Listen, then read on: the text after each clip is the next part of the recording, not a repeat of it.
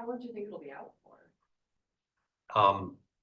The Dominion's website said that they expect it to be back on in like between 3:30 and 4. Okay, so not too So long, not bad. but still, it wasn't much of a storm. I know, but Concerning, but it's Charleston not much of a above ground storm. infrastructure Okay. is really not.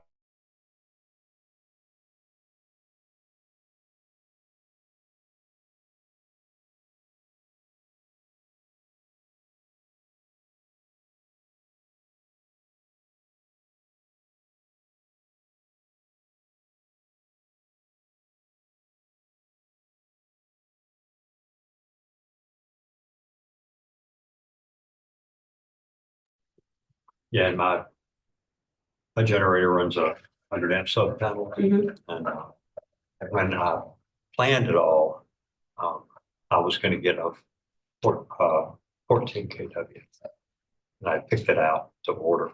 So when I put all the infrastructure in, I put a 100 amp disconnect. Mhm. And when I went to order the generator, it had the 22 kW on sale for about $200 more than the 14, and I bought the 22.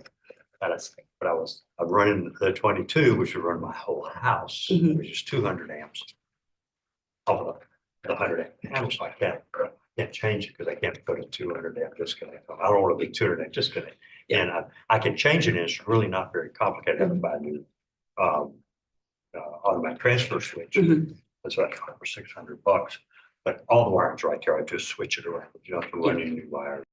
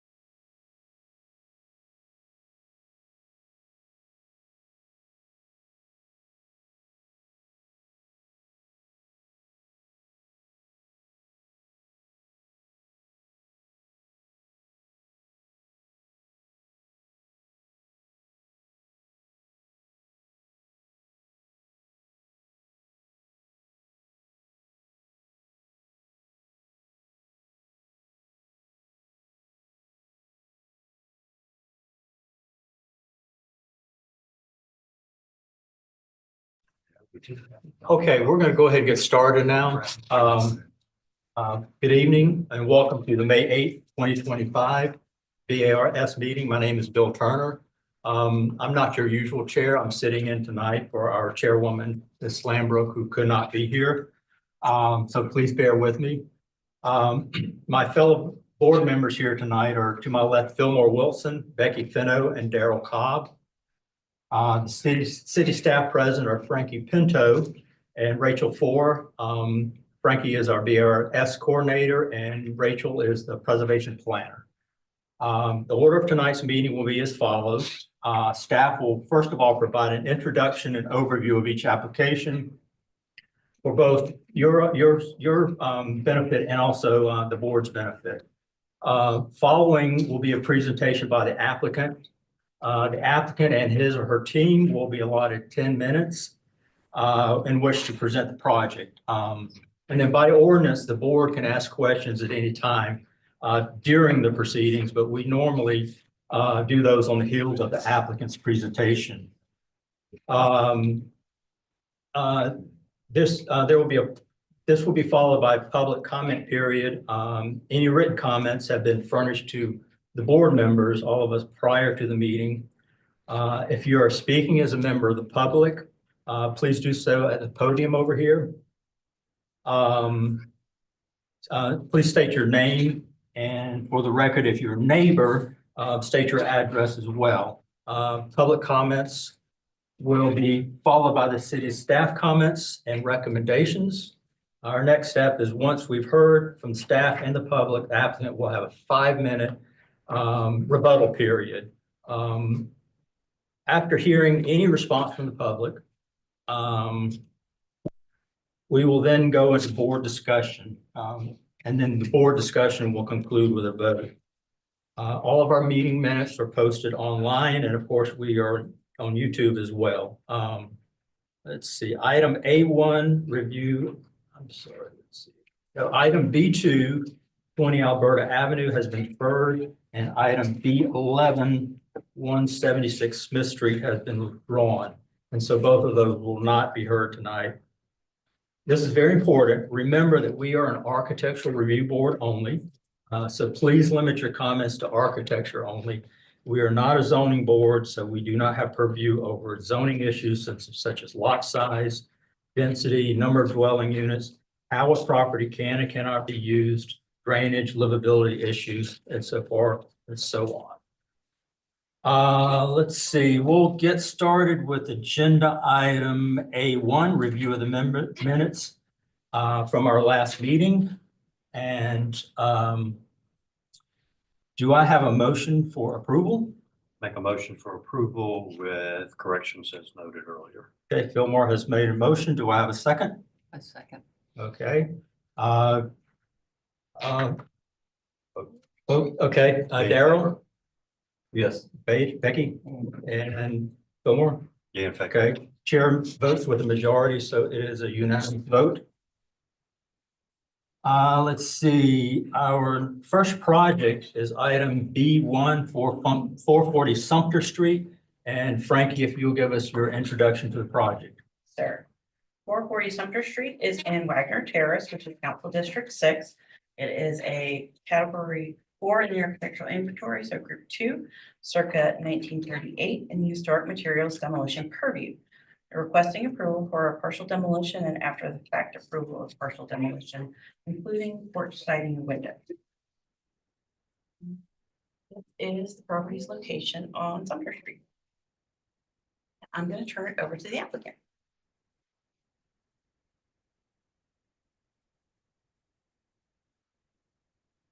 A clicker up on the podium, and if you just point it at Rachel's computer, you should be able to flip through. Thank you.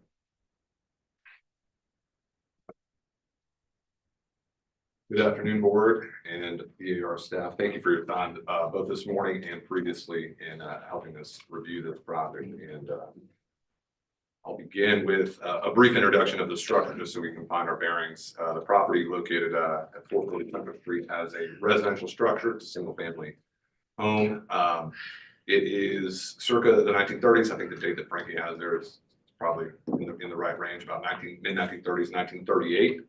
The house is a hip style cottage, one room width, continuous, it's longer, deeper than it is wide, typical typology in the neighborhood. Again, the house, from our research in the Sanborn files, it appears in I believe it's 1955. Get caught up over to that page for 1 second.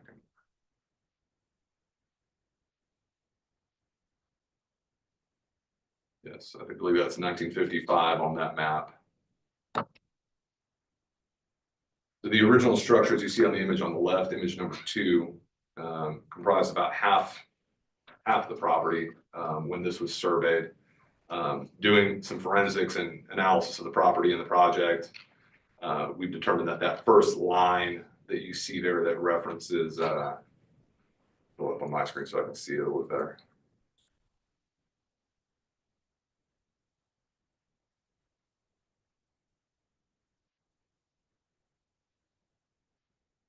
So as far as we can determine from that structure, about half of the property, if we look at that first line where it says original structure existing prior to 1955. Looking at the framing, we can see that there is evidence, there has been evidence on site that is the old type of actual dimension framing lumber. Its patina has developed to be that, and to give us the evidence that it is the older portion of the house. The house went through various modifications in its history. As far as we can tell, there was an area enclosed circa the late 50s. I mean, it was after the 1955, but up into some of the material that was used and selected there was in the would be typical of the 1970s type of construction. In addition to that addition, another addition followed it on the rear of the property. That would be the second line, the second boundary that's shown on this image here on the screen. That would be image, I believe it's 1 on this sheet.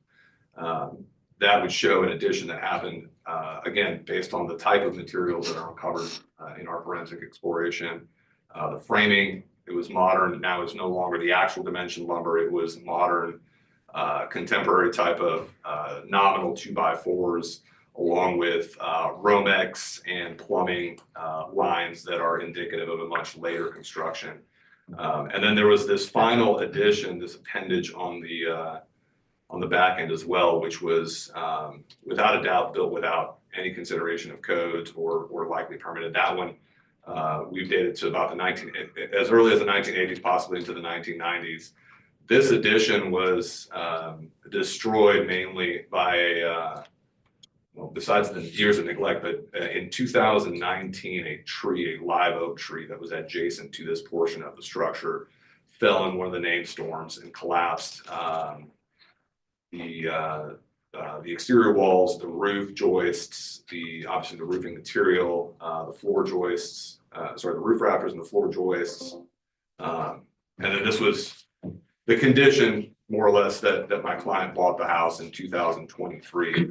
The house, the structure itself had fallen into severe disrepair, and there was a lot of damage caused by water, rot, termite damage, general neglect.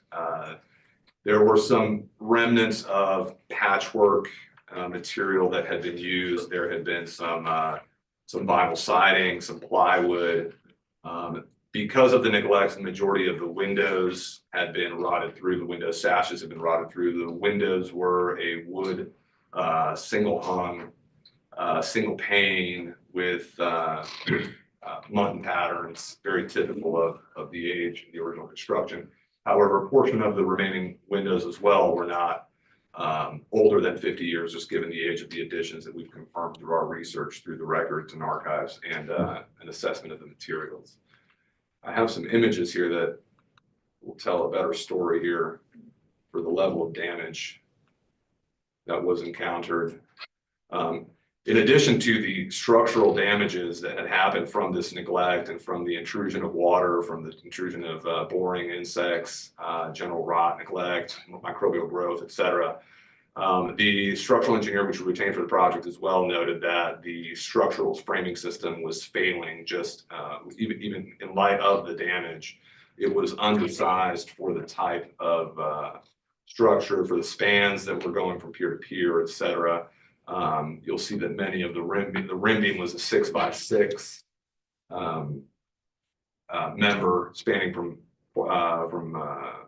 pier to pier, and in many cases, the rot had destroyed, in addition to termites, had also destroyed the structural integrity of these different structural members.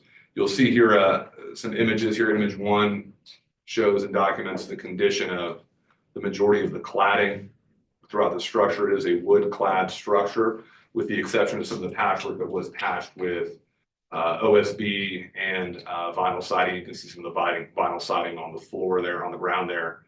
In addition, these are photos showing some of the deficiencies in regard to the construction for some of the unpermitted and non-conforming additions to this property. You'll see CMUs that were used as foundations that were not anchored or cast or grouted into a subterranean footer or foundation system.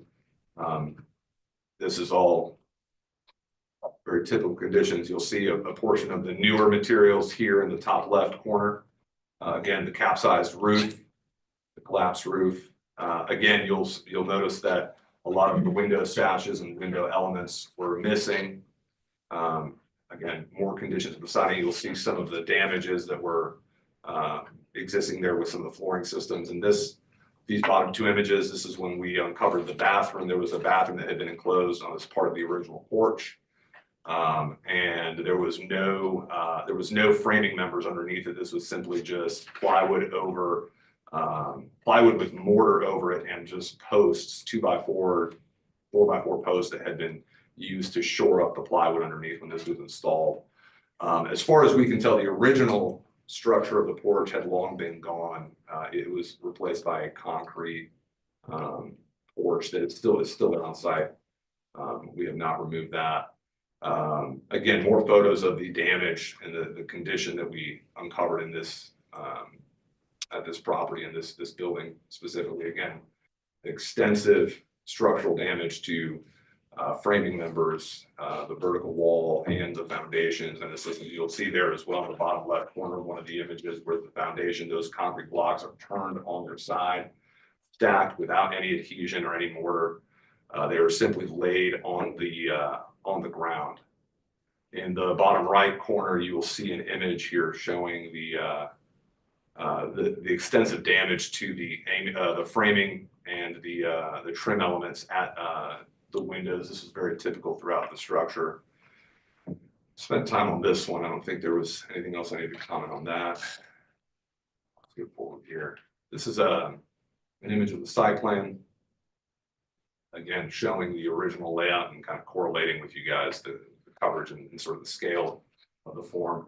All of our proposed plans, and I need to be careful about speaking about what's proposed, because I understand that might not be a part of the purview of this meeting here. But the proposed work is we're trying to conserve the shape of this. We have made every attempt possible to conserve the shape of the original house, what we deem as most architecturally significant of this property. So we have conserved that hip shape. We have taken care to shore it up to make sure that we do not undergo any further loss. Again, this is just the existing footprint with our proposed interior demolitions. Again, not part of the purview, but the exterior demolition. That is where that addition that was destroyed by the tree once stood, at that dash line at the top of the screen on image number 2. And again, a documentation here of the existing conditions. When we noticed, a point to make here is about 50% of the cladding that was on the structure was determined, and it's our belief that it was less than 50 years old. The majority of the material that is beyond 50 years in age is towards the half front of the property. There are some modifications and requests here are to replace the windows with like kind replacements, modeling what we've documented in our photos, and creating essentially a new window package that would be a historic Victor built putty glazed window, single pane with true mullions dividing the lights. And then the porch columns have been removed. They were this wrought iron, sort of 1960s, 70s style type of bar columns with decorative scroll work.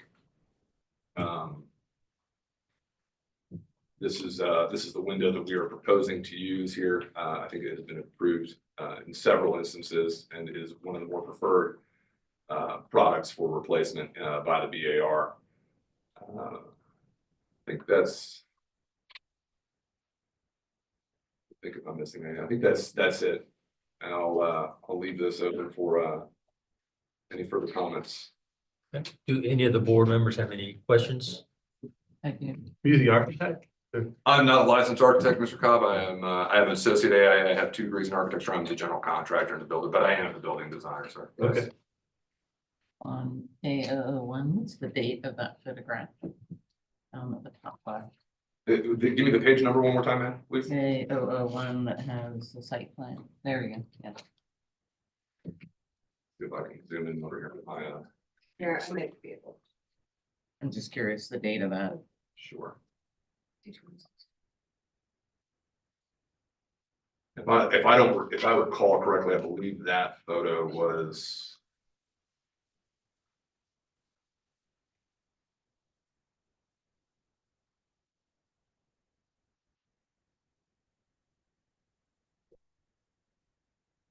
I don't know. I believe that photo was taken off of Google Street View, ma'am. Okay. And then what's the nature of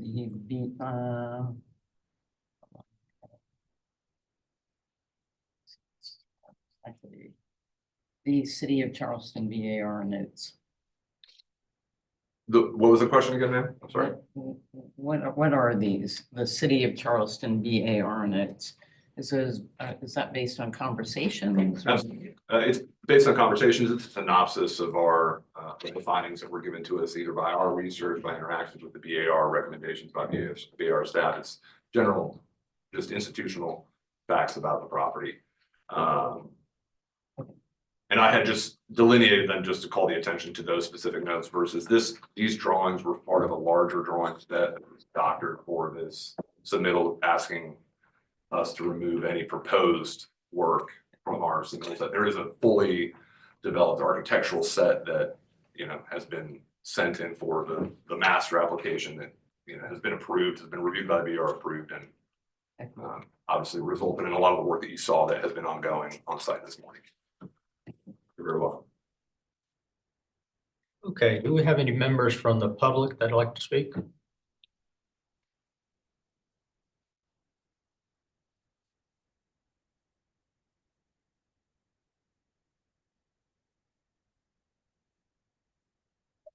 Thanks for having me. My name's Kevin Everly. I live right actually down the street. I live on President Street. And I was there at the site inspection. I want to say I'm totally opposed to the work that has been done. There was nothing about that house that justified the wholesale demolition of it. Nothing. Did it need work? Yes. Was it in a collapsing condition? No, it was not. And it's unfortunate, of course, that all the proof of that is now somewhere in a landfill so that the board and the staff can't actually confirm anything you've been told. There are several things that you have been told that are empirically incorrect. Number one, it's not a Wagner Terrace, it's in West Side, but in addition, it was built in probably 1916, not 1938. And the age of the additions is also not 1980s and perhaps 1990s. I actually went and pulled the building permits, and the building permit for that last 12 by 18 section at the extreme north was April of 1978. So the more southern section was clearly there before 1978. And the reason, and I didn't go all the way back and try to document everything, but and the reason for that is my real interest was in establishing what this board would have jurisdiction over as having been 50 years old. As you heard the applicant correctly say, that the metalwork on the porch although not original, is in the sixties, which means that it is or was historic and should have been preserved. Whether or not this board would have approved its replacement with the square columns that are going on there now is a different issue, but it definitely should have been saved. And the other piece of the house that should have been saved is the roof. It was totally scraped off. And the applicant, I'm sure during the rebuttal will say, well, it was an asphalt shingle roof, which was not original.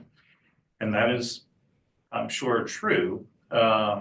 But while it may not be original, it was absolutely, again, historic. And again, I went back to 75 and checked the building permits. There's no record of the house having been re-roofed since 1975. And so whether or not it is original, this board should have reviewed the replacement. And that is significant because in the policy statement for historic roofing for this board, it specifically says, all standing seam metal roofs shall be traditional hand crimped detailing. Modern snap block or commercial grade metal roofs are inappropriate for historic structures and will not be approved. And so while it may not have been original, it certainly is better than what is there now. It looks kind of like a barn or a tool shed or something like that. It's not appropriate for the house. It looks bad. Because the shingle roof was actually protected, I would encourage the board to adopt Bill's statement that he so eloquently gave at a meeting last month about that house on Poplar, about the importance of using after the fact denial to say, go back and put it back exactly as it was. The applicant, for whatever reason, decided not to ask for a BAR permission. We're all the worse for that now, and fix it. Put it back exactly where it is. And if somebody in the future wants to replace the asphalt with its true standing seam, great. But I don't want to see the board sort of make any of this easier. So I would totally oppose to the entire thing. Thank you, Kevin. Yep. Would anyone else like to speak?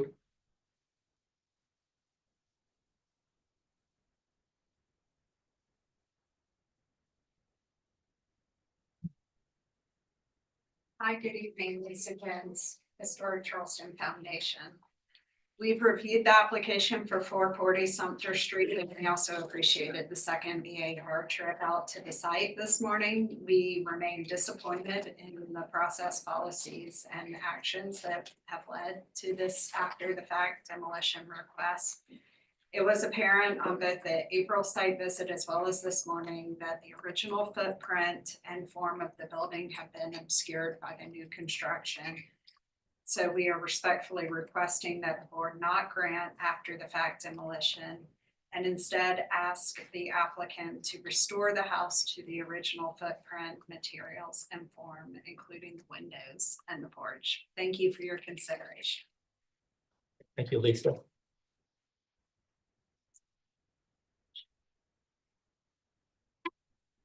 Thank you.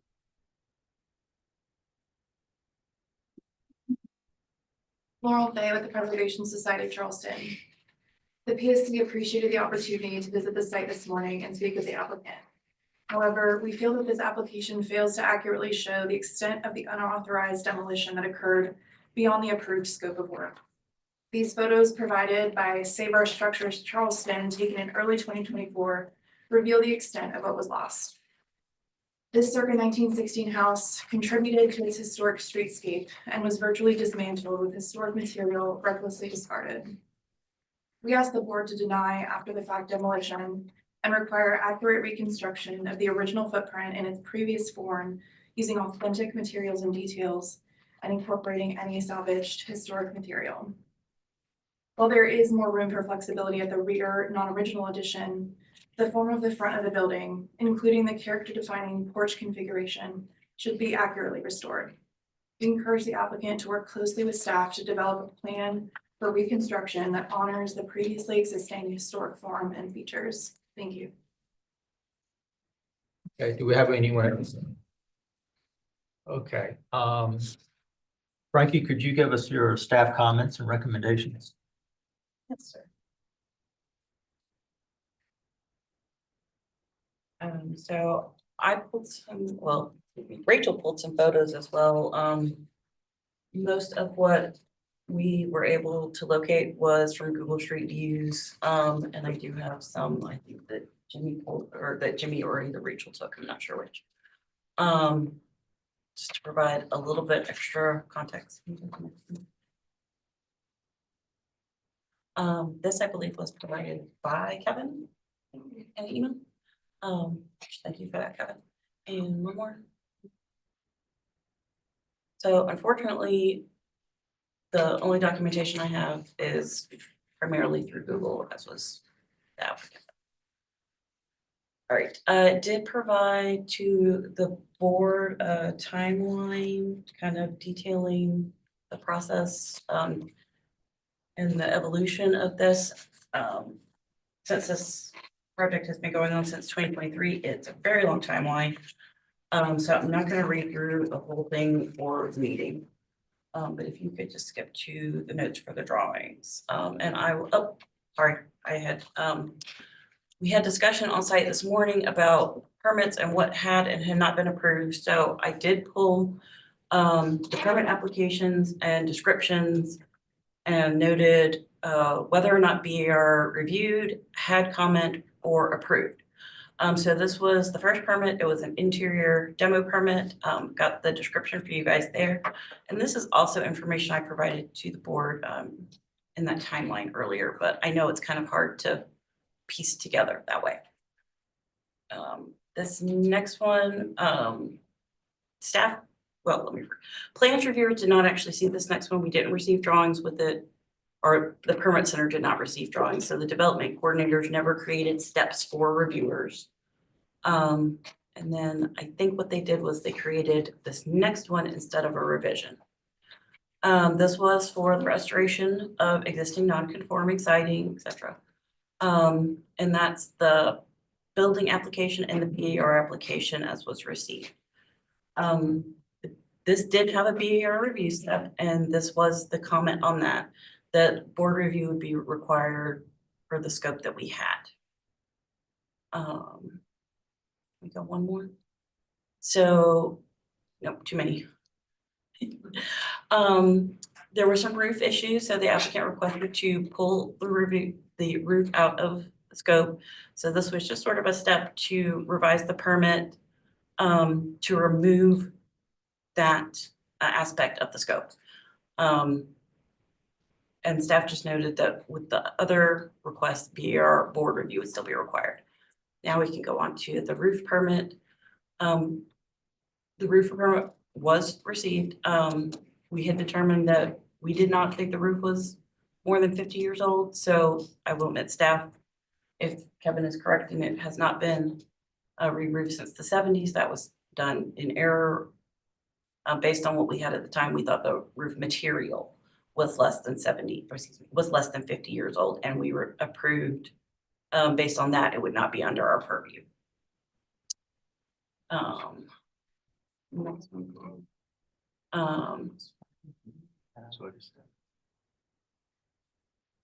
The next one was for a discussion applicant had with Ken Granada. This was to remove the BAR portion. So the exterior work, the fenestration windows, and historical material, which that demolition would be reviewed by the BAR. And per that scope, BAR did not have a review step. We didn't review that portion of the permit. One more, please. And then this was created the same day that the interior work was pulled out. This was the separated exterior work. And that did have a step for BAR staff, and we noted that BARS review would be required. So if that kind of helps get you through the timeline, I said I provided to the board for your information. I know y'all talked about it earlier. We can skip to my notes on the drawings. Well, excuse me, we can skip to BD's notes on the drawings. I'll go through them. Okay, so her note said, She went through item by item. So with the porch, the sheets that's listed, the Sanborn maps show the porch configuration. And then sheet A201, has the square tube columns that had already been removed. Previous porch roof has been encased by a new roof. And the previous porch floor, she wrote has been removed. I know the applicant said was within the existing, so. Siding, sheet A201, note 1. All siding is to be replaced with like kind wood beveled siding. Existing siding has severe rot and termite damage. Same sheet, note 5, the siding existing conditions show a mix of vinyl, soffit, plywood, and varying exposure heights of wood siding installed at varying heights and coursing.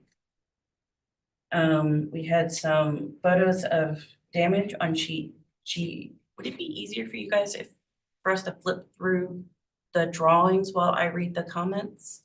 Let me go back to them.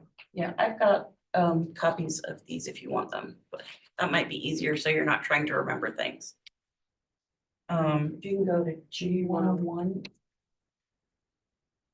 Yeah, perfect. Okay. G101 shows damage of framing but not siding. One more, please, Rachel. G102, we've got photo of siding noting typical conditions. And then on G104, sorry, trying not to rush through, but also trying not to. Close-up image of siding showing damage.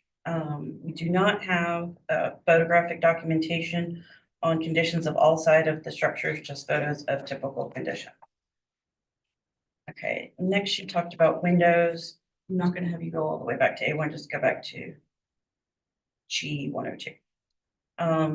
Sheet A201 indicates rot on all windows.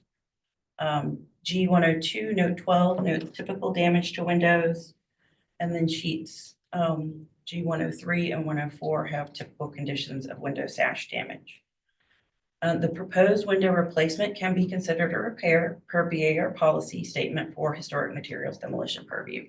And that is one of the windows that meets our qualifications, and the proposed window the applicant has shown us, he showed staff on site, does match the previous windows. And then she had a recap. You want to go to the recap?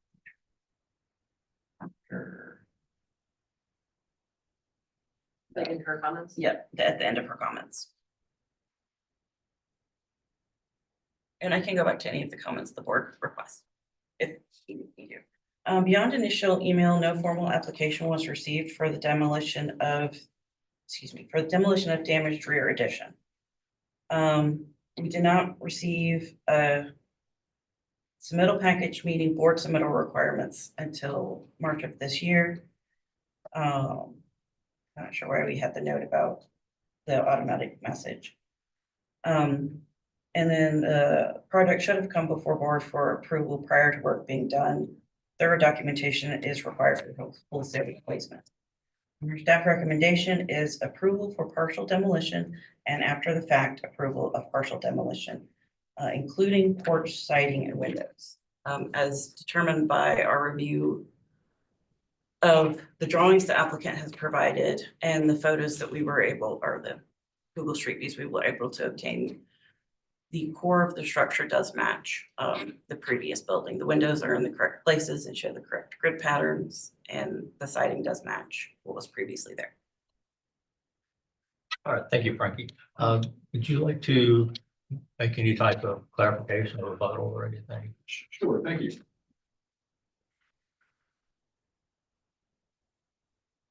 I appreciate all the comments, and again, as you can see, there has been an effort that I think has been documented to involve the BAR from the inception of this project. Our initial conversations, I think some of the things that were left out were that it began with Linda Bennett. Linda Bennett guided the first 3 months or so of this project. I forget her last name, but Tori, the previous city architect, was the architect involved as well. There's, I think, emails that the BAR staff has in their possession And obviously, this is an arduous project as an architect, as construction professionals, et cetera. And we're on 15 months. I think it's fair to say that we did engage these stakeholders. I had numerous discussions, conversations, emails, have been submittals. And it's all a process, right? We don't design in a vat, it's their iterations, and that's what we've done, right? It was going through all this. I don't believe that this is the way anyone wants a project to go, without a doubt, whether it's the VAR commissioners as stakeholders, city of Charleston, the staffers. There has to be a better procedural process. We don't want it this way. As a professional myself, AAC, I don't think anybody wants this. I will comment that there were numerous requests for VAR staff to come and do site visits while we were prepping for this.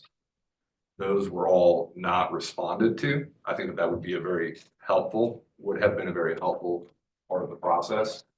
I have designed via different committees throughout my 20-year career in numerous municipalities in the United States. I absolutely believe in civic engagement. I'm happy to hear anyone's subjective opinion and objective facts as well. So I thank you for that. I want to make sure that we're clear on that. I appreciate all the considerations that have been given.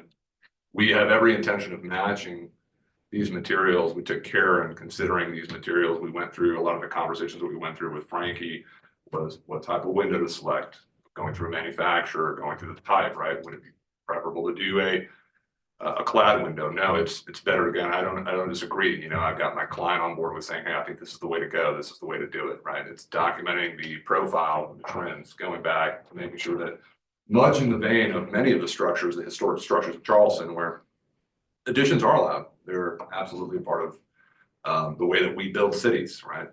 Properties are expected to have additions because the needs of an occupant might change, right? Over generations, over different users, et cetera.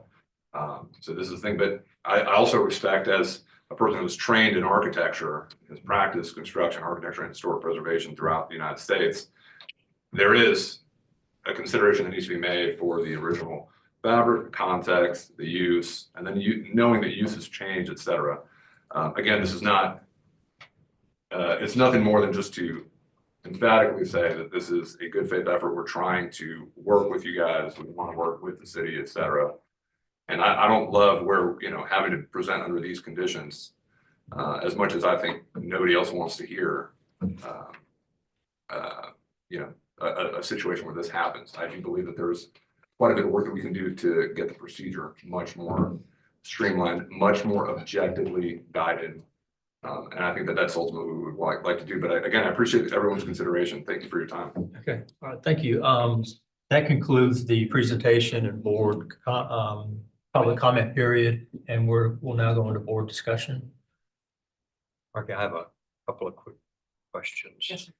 One is, it appears from everything I've heard that the farthest north rear addition was probably 78, which means it's not an error. Correct. Do we have any evidence as to the date of the next addition? The next one, I think, it should be in the timeline. Tori noted it on the 1973 historic aerial. So we it's did all- verify that it was within purview. And was there, is there an appropriate approval for the demolition of that portion of the building? The only demolition approval is the interior demolition.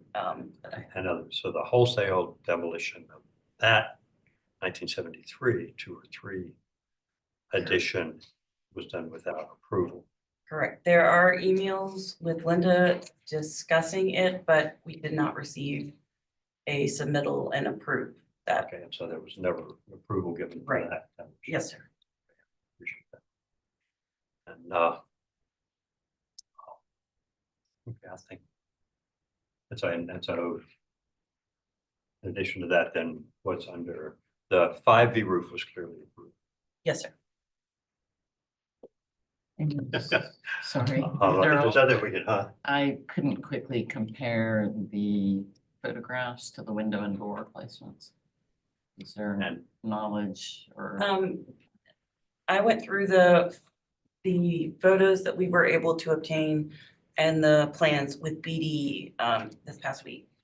And as far as we can obtain, we can certain they are in the correct locations. So what we saw for the openings in the rough out this morning are not necessarily the finished openings that you are saying you, We compared to the drawings that are in your packet. okay. I'm looking at the structure, that there are two openings that either are incomplete or are different. And so that doesn't mean they're not going to be approved. I'm just Yes, thinking about how I would go about wording this from a board perspective. And the existing porch is not the same as the original porch. No, sir. That's all my questions. Or discussion. Yeah, we're more discussion. I mean, I am loath to give after the fact approval. Now, if we say we deny after the fact approval of the demolition, the porch, Right. of the windows, the doors, the siding, and the simple solution is put it back the way it would be. Now, the window that's selected to put back is approved and correct, that's fine. You put it back. I don't see any issue with that at all. It needs to be the same size as the original. It needs to go in the same opening, in the same location. From my perspective, the porch needs to be restored to its original configuration. The back addition, I think we should discuss that. I'm in agreement with those first statements. I'm not, I haven't sort of come down hard with the back. I would normally, I would think that we would not approve after the fact demolition of an entire section of a structure that did fall within our purview and was done without approval. I understand, I'm sure that was in pretty terrible condition, and looks like, but I don't see an engineer's report. I don't see effective photographic evidence of that. I'm not saying I would deny it outright. I'm saying I haven't been convinced that it needed to be torn down. I might be convinced with additional evidence. See that. So,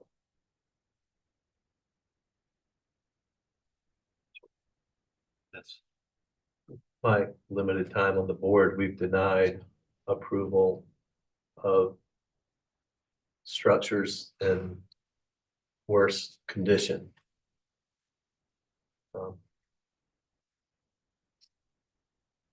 So that we should have been able to look at that. I mean, clearly for whatever reason, the appropriate path was not followed in approaching this project. It should have been all of the appropriately covered demolition should have been approved by the board before anything was done, and it simply wasn't. And so I'm in Good. agreement with your evaluation, and then there's the rear would be deferred. Yeah. For lack of information. For lack of information. That's your motion. Do you have a comment? Oh, I'm sorry. Your thoughts? No, I don't have anything addition to add. Okay. I think you guys have covered it all. Okay. So I would You want to make a motion? make a motion for denial of after the fact demolition of siding, porch, the fenestration, and deferral of after the fact demolition of the first edition and the second edition not being within our purview. Okay. Do I have let me read this back for a moment. Okay. Fillmore made a motion for denial of after the fact approval of the siding, porch and fenestration and deferral of the after the fact approval of the first addition. Got that right? Okay. Do I have a second? Second. Okay, Becky seconds it. Okay. Let's put this to a vote. Daryl, Yeah, in favor. Becky, Yeah, in favor. and Fillmore. Yeah, in favor. Chair votes with the majority and the motion passes.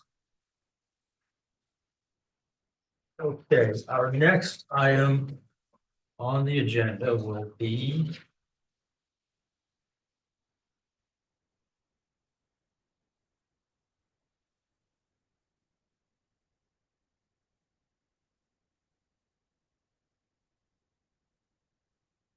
Alberta, which has been deferred. okay. So we're going to discuss. Okay, yeah, so next application will be 8 Magnolia Street.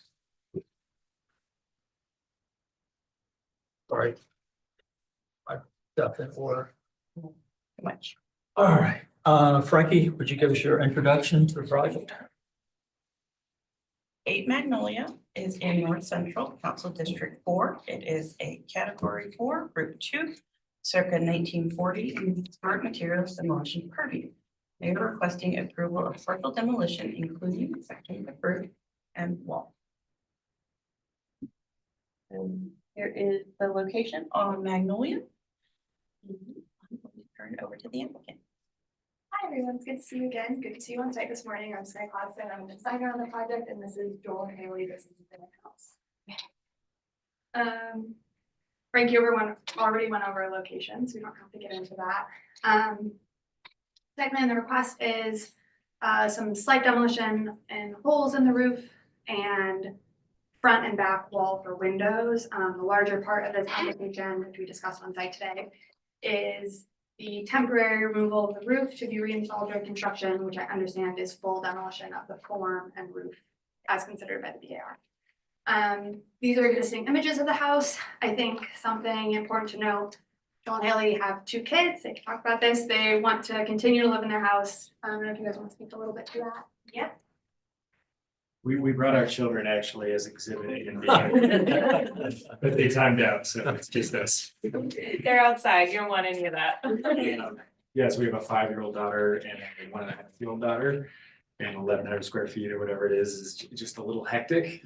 But the lot is quite small and there's a garage already there, so I don't even know if we could go back, but you would have no yard at all. And we really love the neighborhood. We love direction it's going, so much actually that I co-founded the Marsh Project, which is, I don't know if you've read in the Post and Courier, the ecological corridor that's maybe happening, that would be kind of across to the low line. That's the Marsh Project, and we really want to stay there. We can't afford a bigger house, and so this is kind of feels like our own house.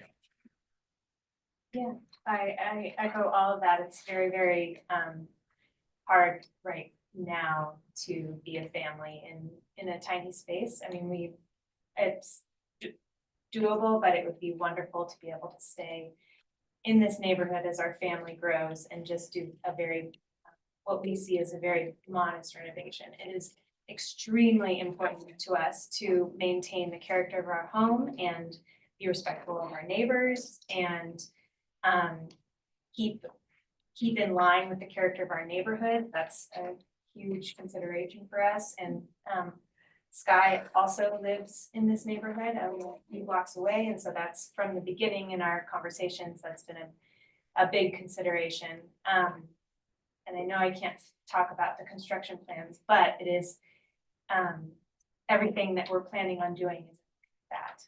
So the bridge of the house sits below what code considers ceiling height, so expanding into the attic is not possible. And they're at just under 43, I think it's 42.8% lot coverage with 50% lot coverage allowable. So there's very little room for that as potential options, which we've looked into. This is showing that sort of proposed demolition of roof line, the proposed demolition spots on the walls and the roof. And this is that showing again on an aerial. And that concludes our presentation. there any questions or anything else? I've got one on the south elevation and the north elevation. I understand where it appears you want to build, pop some holes in the roof for dormers or something, but along the fascia, it's a dash line all the way across. What is that? That is for the temporary removal of the roof during construction. This is a relatively complicated thing to talk about without talking about the construction process. So what do you Yeah, propose? the roof. The whole roof? Yeah. Okay. Now I understand. The pitch and material will be retained. But I understand that that is considered a full demolition of the roof and form under the BAR purview. I wanted to lift up the roof. Right. Okay. I was misreading it. I thought they were just popping dormers in, but I'm wrong, and now I understand it. Okay. Anyone else? Do we have any members of the public that'd like to speak?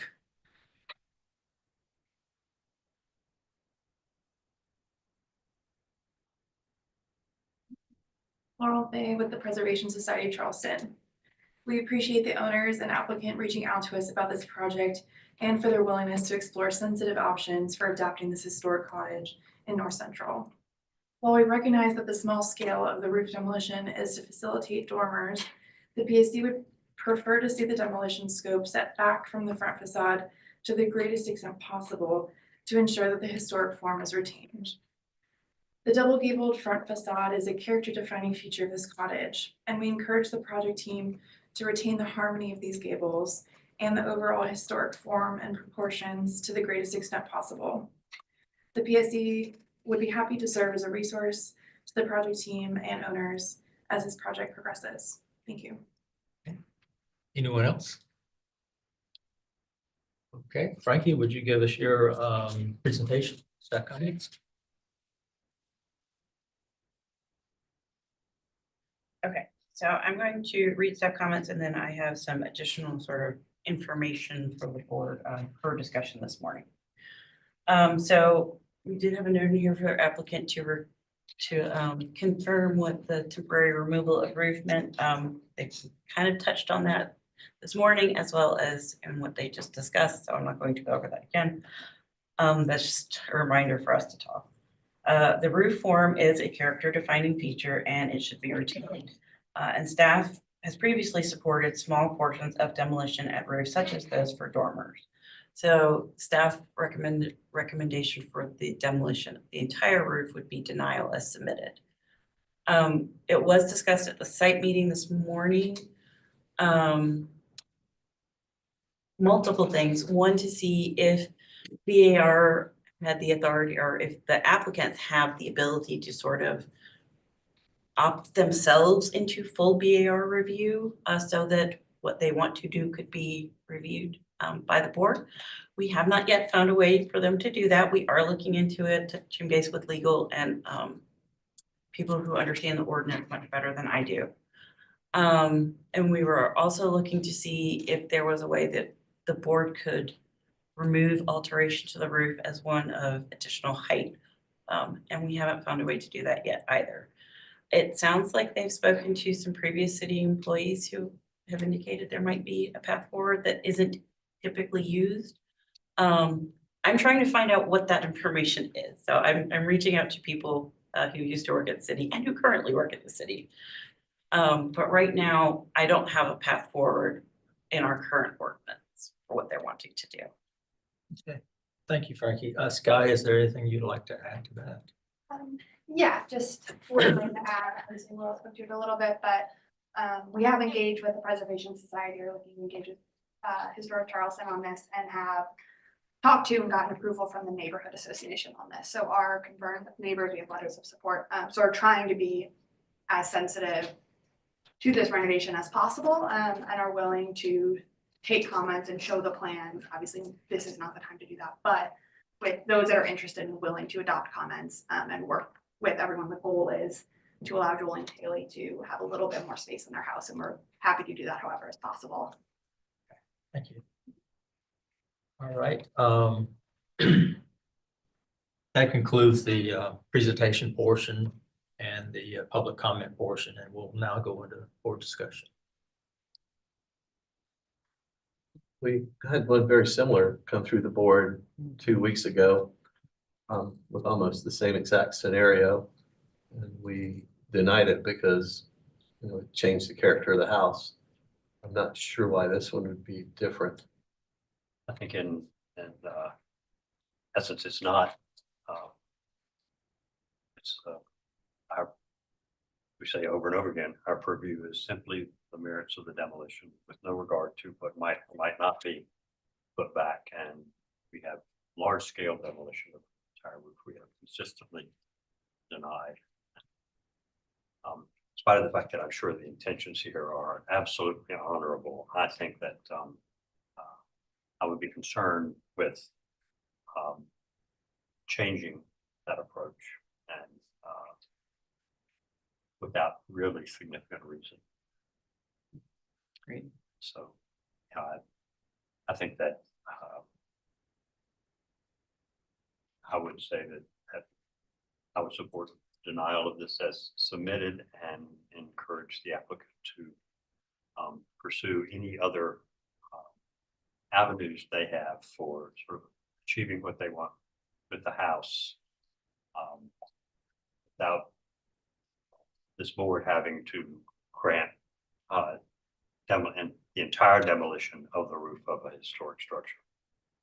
It's the board is, we do grant permission for demolition of a portion of roofs. And when I first saw this, I thought it was the dormers, and I thought, well, yeah, well, it seemed very reasonable. And then I didn't understand, once I understood what they were going for, it's just something the board doesn't do. They don't give permission to take whole roofs off. But to give you some guidance, there is a portion that we would allow, and it could be obviously more than the dormers. I would say it's probably more towards the back to kind of maintain the character of the house at the front, but it wouldn't be the whole roof. It would be a portion in the rear. And that's pretty much been a consistent comment through every board meeting, so you're not getting beat up, which I know I've been in your shoes, so I know how it feels. Scott, I had one question. There's a chimney that's there existing. Are you planning on taking that out as well, or? The plan would be to extend that up. Okay, all right. And so that's theoretically the chimney. So would we make a motion to, I'm just asking, would you like us to make a motion to defer it and come back with less demolition? Is that? Yeah, or maybe Frankie could get some of those questions answered as well. Yeah.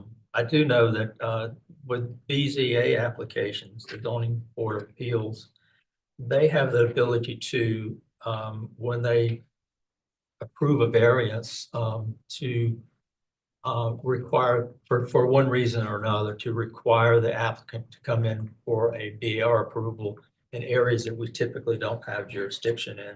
So I think one thing Frankie was going to check into, if we would be able to apply a condition on this project or any project, that in order to let them do a certain thing, they would need to come back and we would have the authority to review what they were going back with. So I think that's one of the things she was going to look into. We are trying to find something within the ordinance. Yeah. Yeah, we can defer. Answering. Okay. Well, we have a motion. Well, I would make a motion for deferral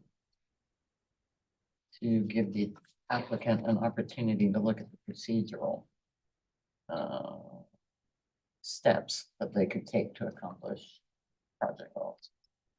And an option to come back for demolition with less demolition, I guess. So that gives them an option, right? They can go the procedural route, or they can redesign it. We're not taking off as much roof and come back. Daryl, you would not have to include that part in the motion, as they could revise and come back even without you including.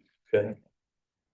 Okay, we've got a motion on the table for, by Becky for deferral to allow the applicant and staff to look into procedural options. Do we have a second? I'll second.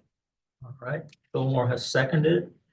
We'll put this to a vote. Fillmore, Yay in favor. Becky, Yay in favor. Daryl, Yay in favor. chair votes with the majority, motion passes unanimously. Reach out to me and I will set up a meeting with myself, my boss, the city architect, and potentially some people from doing BZA. Whoever I can find that would help answer some of these questions. I would love to. And we'll see what our options are and what we can figure out. Thank you so much. Thank you Thank very you. much. Okay, our next application is 17 Reed Street. Frankie, can you go with your introduction? Yes, sir. 17 Reed Street is in East Side, Council District 4. It is unrated circa 1971 in the Old City District. We're requesting approval for a full demolition of the building. And got the location of the property on Reed Street. And I will turn it over to the applicant. Thank you, Frankie. My name's Christina Butler with Butler Preservation. So apologies, I'm presenting instead of the designer, and so this is a 40-page history report, so I'm just gonna jump. Y'all can read it later if you want to, but I'm gonna jump forward a little bit in the report just to share a little bit of the history of the lot and then jump to the beginning to talk about the current building. And they have had the report, Christina. I sent them the whole thing. Yeah. Okay, good. They've had it all. It's very thorough and thank you. Okay, perfect. All right, thank you. So Clement Stevens bought lot 106 in the original Hampstead subdivision in 1955. He took that lot and further subdivided it. And we know that in 1863, when Henry Hicks purchased the property, it was vacant. And per the bird's eye of 1872, we know that there are buildings present. So there's a Lambley block plat from 1882, and you can see that's two fairly small, probably 14 to 15 foot wide Charleston single houses side by side on the lot, with one-story piazzas running next to them. Those buildings are present there in 1902. There are tenants in the directories through 1917. The buildings aren't delineated, but it says in the 1924 deed and buildings thereon. However, by 1929, those single houses are gone. There was nothing in the newspapers to indicate what happened to them, whether they burned or were demolished. But in 29, we have a small little one-story blacksmith shop present. That goes away and, oops, too far. By 1944, both of the narrow 20-foot sections of that lot are vacant again, and they remain vacant. There's some advertisements for lumber storage on that property. Other than that, nothing seems to take place there until 1971. When the current modern vernacular building was constructed. It was permitted properly with the city in July 1971. New Home Construction built that house for Wilhelmina Carter. She lived there with her husband, Thomas, who passed away in the 1990s.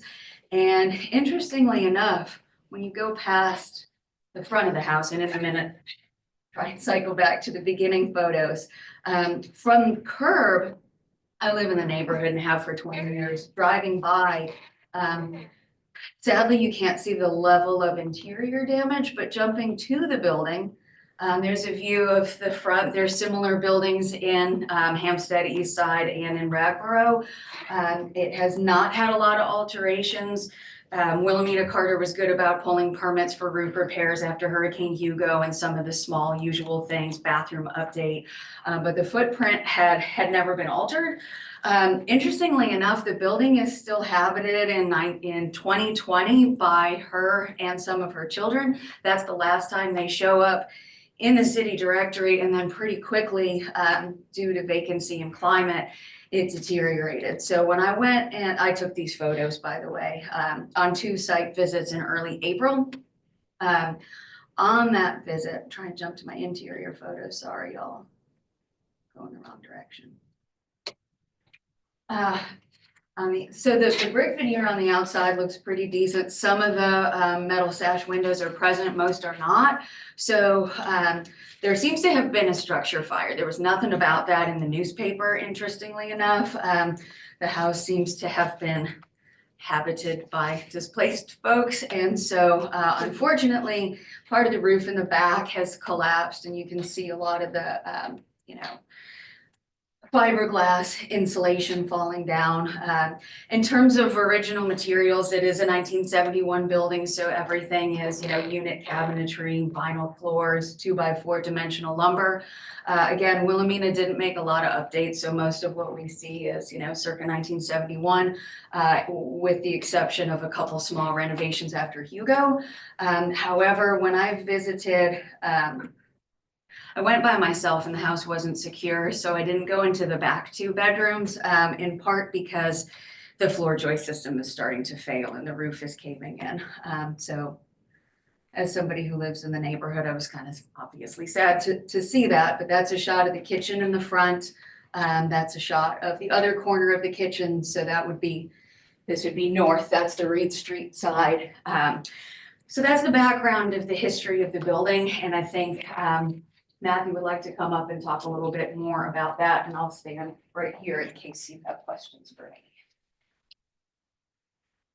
Thank you, Christina, and thank you to the members of the board for looking at this application and for the site visit this morning.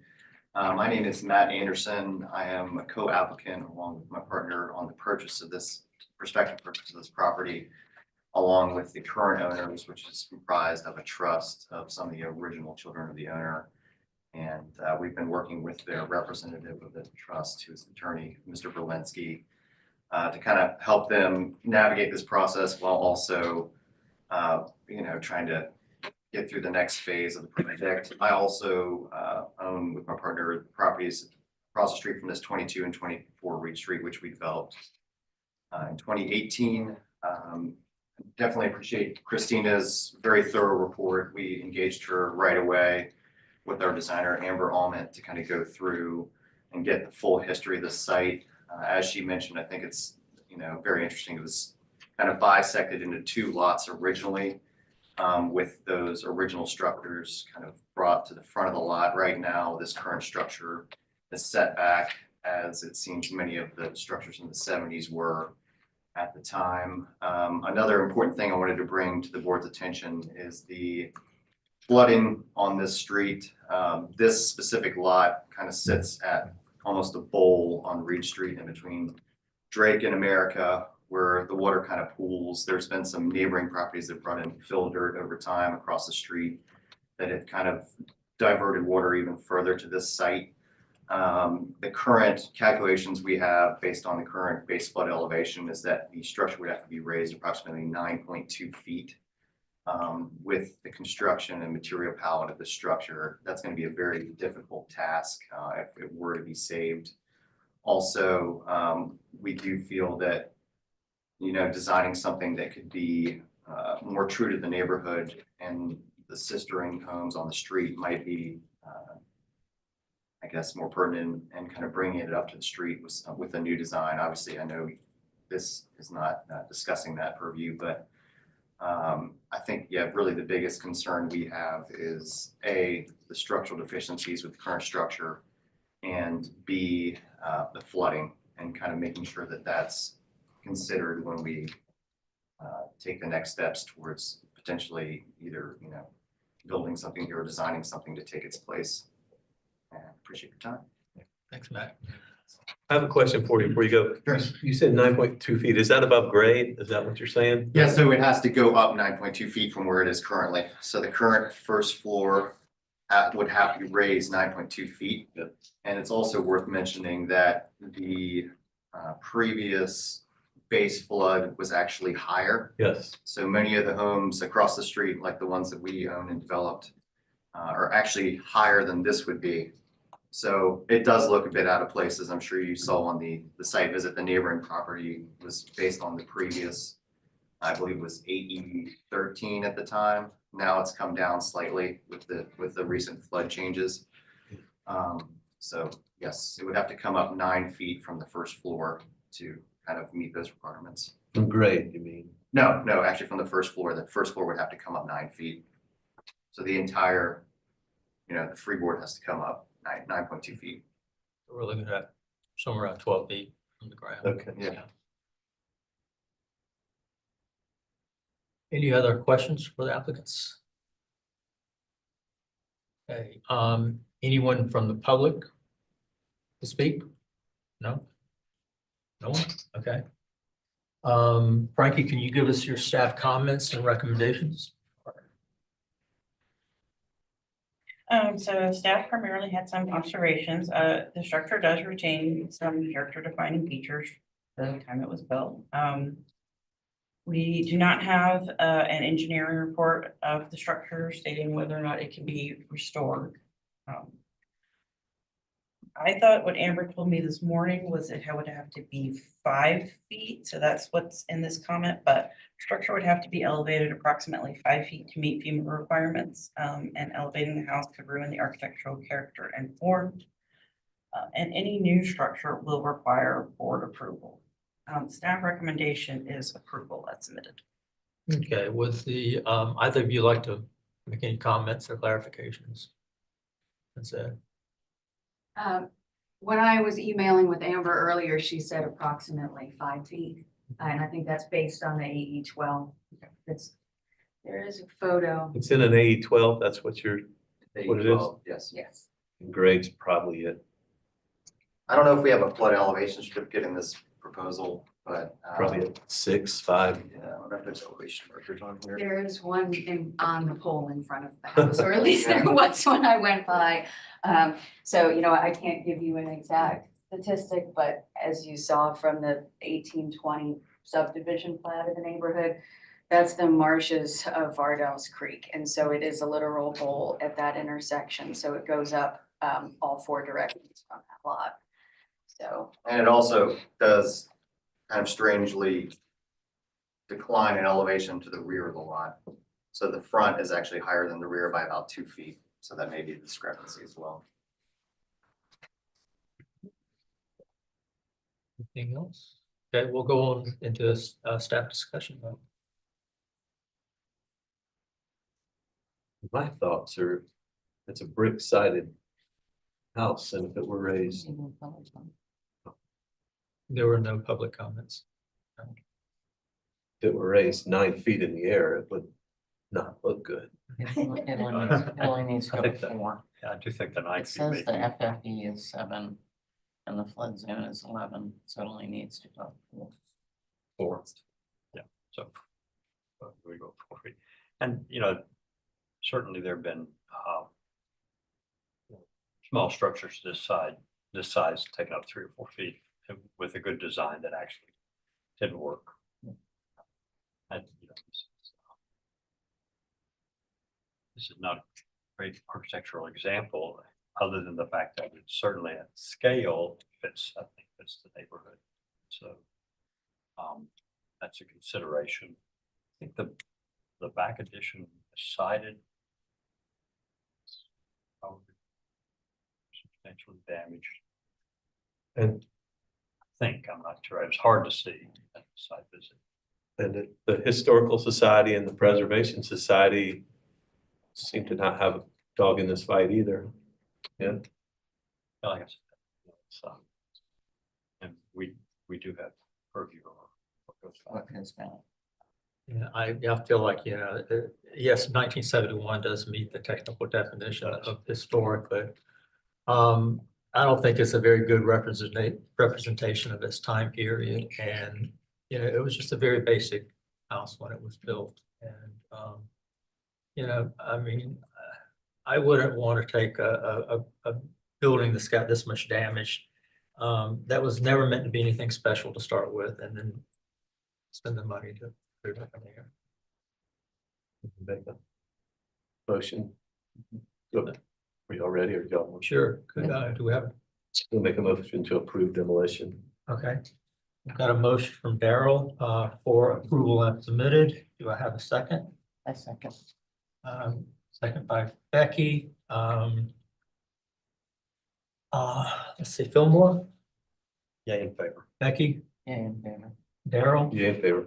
Okay, chair votes with the majority, motion passes unanimously. All right, our next application will be 63 Ashley Avenue. And Frankie? 63 Ashley Avenue is in Charleston Village, Council District 8. It is a category 4, circa 1872 in the Old Historic District. Requesting approval for demolition of rear addition, rear deck and stairs, and portion of rear roof. This is property's location on Ashley. And I will turn it over to the applicant. Do we have the applicant for this item? Fillmore, you might not need to leave. No more. Fillmore, you might not need to leave. We don't appear to have an applicant. Okay. Just throw you around, Fillmore. What's the procedure on this? Do we just? We get a little We workout. can defer to the end of the meeting to see if they come. Okay. And if not, we can just defer the item and let them. Yeah, we'll just push this off till the end, and we can go ahead and get started on our next one. I'm surprised with that here. Okay, our next application is 97 Gordon Street. Someone from Coastal Creek. From Cozy Development this morning and reminded them, but, Oh, yeah, Joel had his anniversary. no, yes, but the developer, I spoke to somebody who works for Ben Mac this morning. Okay. All right, well, we'll push it off to the end, see if they show up. So our next application is 97 Gordon Street. Frankie, would you give us your presentation? 97 recommendations? Gordon Street is in Wagner Terrace, Council District 6. It is a category 4, Group 2, circa 1948 in the historic materials demolition purview. They're requesting approval for partial demolition of roof. At the location on Gordon Street, and I will turn it over to the applicant.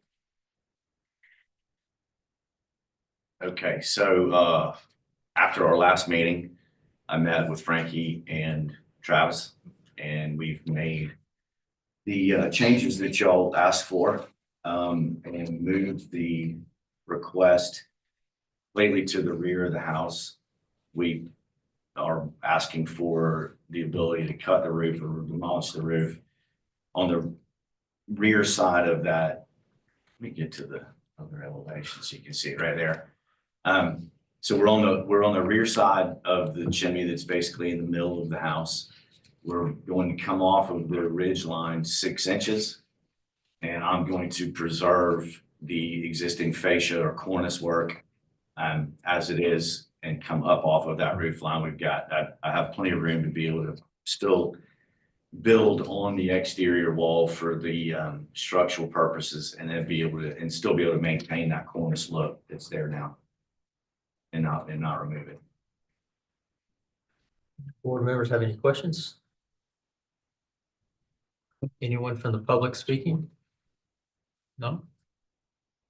Okay, Frankie, would you give us your staff comments and recommendations? Yeah. Staff just had an observation that the applicant has addressed the previous board motion. And we are recommending approval for that previous motion. Assume you don't have any. Sure. Okay, we'll now go into board discussions. I mean, I appreciate the applicant working with staff and coming back with the appropriate response to the comments, the appropriate submittal. Yep. Can I do a motion? It's still a lot of the roof, but it's what we asked for, and clearly the drawings indicate that the ridge is to be maintained and the eaves. Yeah. No, but I think it's what we asked for. I would make a motion for approval. Second. All right, we've got a motion for approval. And I think that's this is conceptual, so It's a demo purview. I'm sorry. So it's basically fine. Okay, we've got a motion on the floor from Becky for approval as submitted, and a second from Daryl. All right, Daryl? Oh, you in favor? Yeah, okay, Becky, Yeah, in favor. and Fillmore. Yeah, in favor. Okay, chair votes with majority. Application passes unanimously. Thank you all very much. Thank you. Our next application is 186 St. Philip Street. And Frankie, with your introduction. 186 St. Philip Street is in Cannonboro, Elliott Borough, Council District 4. It is unrated, it is new construction. It's in the Old City District. They are requesting approval of 2 exterior fixture lights to illuminate a facade sign. This is essentially a appeal of a staff denial, I believe. This is the property, actually, that's the previous building's location. It looks much better right now than that. I'm going to turn it over to the applicant. It was the old area. I saw it. Yep. I'm Justin Fayette. I'm the applicant's architect. I represent the tenant of the ground floor. This is a new building. The owner listed as Colin. Developed the property in a beautiful manner. It's residences above and a tenant space below. So we're putting a restaurant in. The signage was approved for this restaurant. The name is Sorghum and Salt. I don't know if you have the photo that was sent in. Thank you.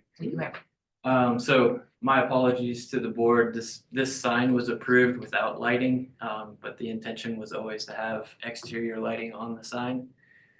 So it was just a missed by Brooks Signs when they applied for the sign permit. So that's why I'm in front of you today. We're proposing 2 exterior picture lights, so they're rated for, our climate. They're LED lights, they're 3000 K. They're dimmable, so they won't be too bright. We can set them to any lumen possible. We intend them to be lowly lit, or, a reduced amount of light directly on the sign itself, not on the sidewalk, not on the building. I do have a letter of approval from the building owner. I don't know if you received that in time. If not, I could. I think, I think I saw that. it seems like I saw it in here. I believe so. If the board feels like I should read it, if you've already read it. Yep, I have it in here. Yeah, it was there. It's- Recommended for approval from our building owner, so that's how I'll leave it. All right, any questions? Okay. All right, do we have anyone from the public that would like to speak? Okay. We'll now go into board discussion. Oh, I'm sorry, I'm skipping one. It's No. okay. Sorry, I don't normally do this, so. It's okay. I I've was got gonna an tell you. excuse, though. Frankie? Frankie? All I have is the observation that it's an appeal of a staff denial. Staff can't approve elimination for signage at a staff level. So. Now, Justin, do you have anything else to add? I don't think so. No. Okay, all right. Now we will go into board discussion. Well, the ordinance says that lighted signs are approved in this area, but that exceptions are allowed. I think we have made exceptions specifically for businesses that are open at night and have no other way to make their sign visible in the dark. That's been a fairly consistent policy with the board. Yeah, it has to be something that's It's open at night, yeah. right? But and I'm assuming, because it's a restaurant question, I'm assuming this restaurant is open at night. That's correct. Okay. I thought you would ask. I did confirm. I think they're open till it was either 9 or 10. So they are. And hopefully soon. And he answered my question, because I didn't see that it was rated for the exterior. So Are they rated for the exterior? Well, he said it is. Yeah, they said they were. Does the board typically dictate the light level, or how do you control that? Or you don't? I mean, this is, of course, we could have seen one like this before, but this is the first one I can recall that is this type of light with that potential power. I mean, it's usually there's the lighting is in the sign and it's somehow The backlit, board so has you know it's not reviewed gonna be the some glare shining backlit down. channel letters before. And I think we have reviewed a sign where it had some type of fixture directed at the sign, some type of feature. Light fixture directed at the sign. But I think that's been the condition, that it be directed at the sign or down if there's illumination. Justin, how many tenant spaces are in this building? Do you foresee any more signage or lighted signage or? No, so I represent the restaurant owner going into the ground floor Oh, space. okay. That's all one tenant, all Gotcha. one unit. Okay. There are residences above. All right, so This they is the take up, only they take sign. up the entire ground floor? Yes, that's Okay. correct. All right, so we're just talking about this, one just sign. one sign only then, okay. I didn't have any issues. I don't have any. I would make a motion. Okay. I'll make a motion to approve it. Okay, we've got a motion on the floor from Daryl for approval as submitted. Do I have a second? I'll second. Second by Fillmore. We'll take a vote. Fillmore? Yeah. Becky Yeah, and Daryl? Game in favor. Chair votes with the majority. Motion passes. All right, we'll move on to our next one, which is 33 America Street. Frankie? Who was the second on that one, please? Oh, I'm sorry. It was, Well, yeah, Fillmore. I make sure I have it right. Okay. Please, Frankie, do you want to give us your introduction to the project? Next item is 33 America and East Side, Council District 4. It is unrated circa 2005 in the Old City District. They're requesting approval to replace wood windows with vinyl. This is an appeal of a staff decision. This is the property's location on America Street. Yeah, I'm going to turn it over to the applicant, and I do have more information on that when I get to the staff condition. Okay, good. My name is Matthew, lifelong Charleston resident. Been in the downtown area for 20 years, since I've attended college at Charleston. I've been living at 33 America Street for the past 10 years. And having a lot of issues with the windows here. This home is part of the City of Charleston Home Ownership Initiative. So kind of put that in there. I have over 20 windows on the property. I'm requesting to place 5.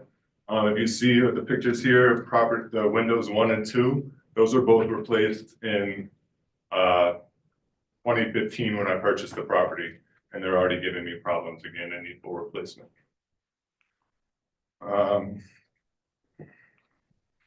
You can see all the windows here. I got 16 and 18 are also scheduled to be replaced, or I want to replace those. Those are the ones that are failing the most. 17 also. And then eventually I'd like to replace them all because it's just been a problem that keeps coming up. And I just want to kind of get rid of it. So this is one of the windows that was already replaced. Like I said, 10 years ago when I purchased the property as part of the inspection, they showed me this was an issue. I had them replace the entire window. You can see now that the wood has just rotted out. The window pane has fallen. I've got it taped up there right now. Just kind of waiting on this process so I can try and find a reasonable solution. This is another one of the windows that needs to be replaced. You can see the wood rot, and this is, in my opinion, not from neglect. It's just from being right there on the east side where the wind's coming in off the Cooper River, and we get the, any storm or anything that comes through, it feels like we get hit a little bit harder with the wind coming in from the water.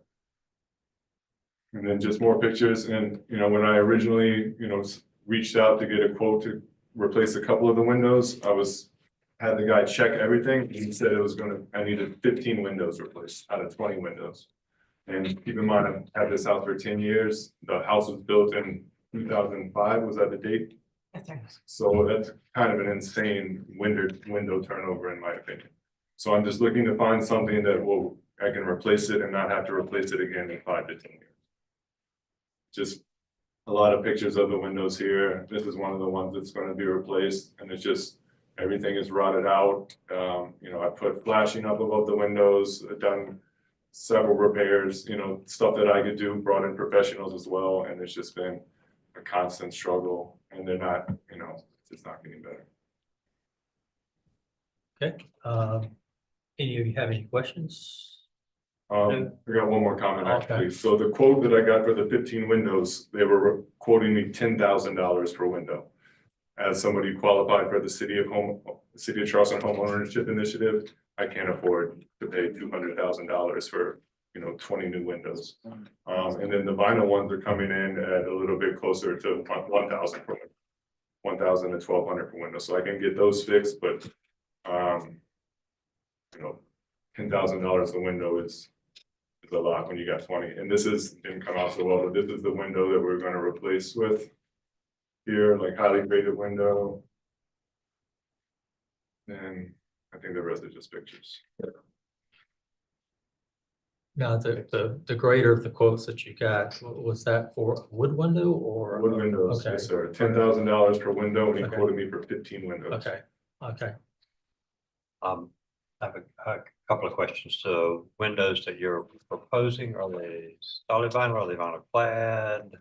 They're wooden window, no, they're vinyl, Are they solid vinyl or vinyl clad? solid vinyl, I believe. Okay, I have one other question. Looks like from your photographs that the original windows had a heavy timber, heavy wooden subsill. Yeah. When you replace the windows, and some of them appear to be rotten, which is not unusual. Are you gonna retain that feature, or is it Talking gonna about this wooden change? structure at the bottom of the windows here? Yeah, let's see if I can, So let me this swing is- back. If you go to, if you go to, Frankie, it's 155, page 155 in the, You're talking about the bottom part on the window Yeah. there? Yeah, the slope portion at the bottom. Yeah, I would need to replace those two because they have wood rot from. yeah, I mean, they're right, but you're gonna retain that Yeah, feature. I'm just putting in the new window, that's it. That's my only question. Okay, what else? Okay. Anyone from the Oh, I public? I have one more question. Oh, one more. I'm sorry. Are these, are the windows that you're planning to use, are they STLs? STLs, Stimulated divided light? I would have to contact the like manufacturer to get the full details on the window. They just sent me the brochure with the photos. I think But I can get that for I you think guys. it's probably in your submittal. I think they're 1/1s right now. Yeah, I think so. Oh, they're that's right, they're 1/1. And the grid's probably in the middle. Never mind. Yeah, they're 1/1s. So you would go back with the one Whatever. light over one light. Yes, sir. Yeah. Okay. Anyone from the public? Laura?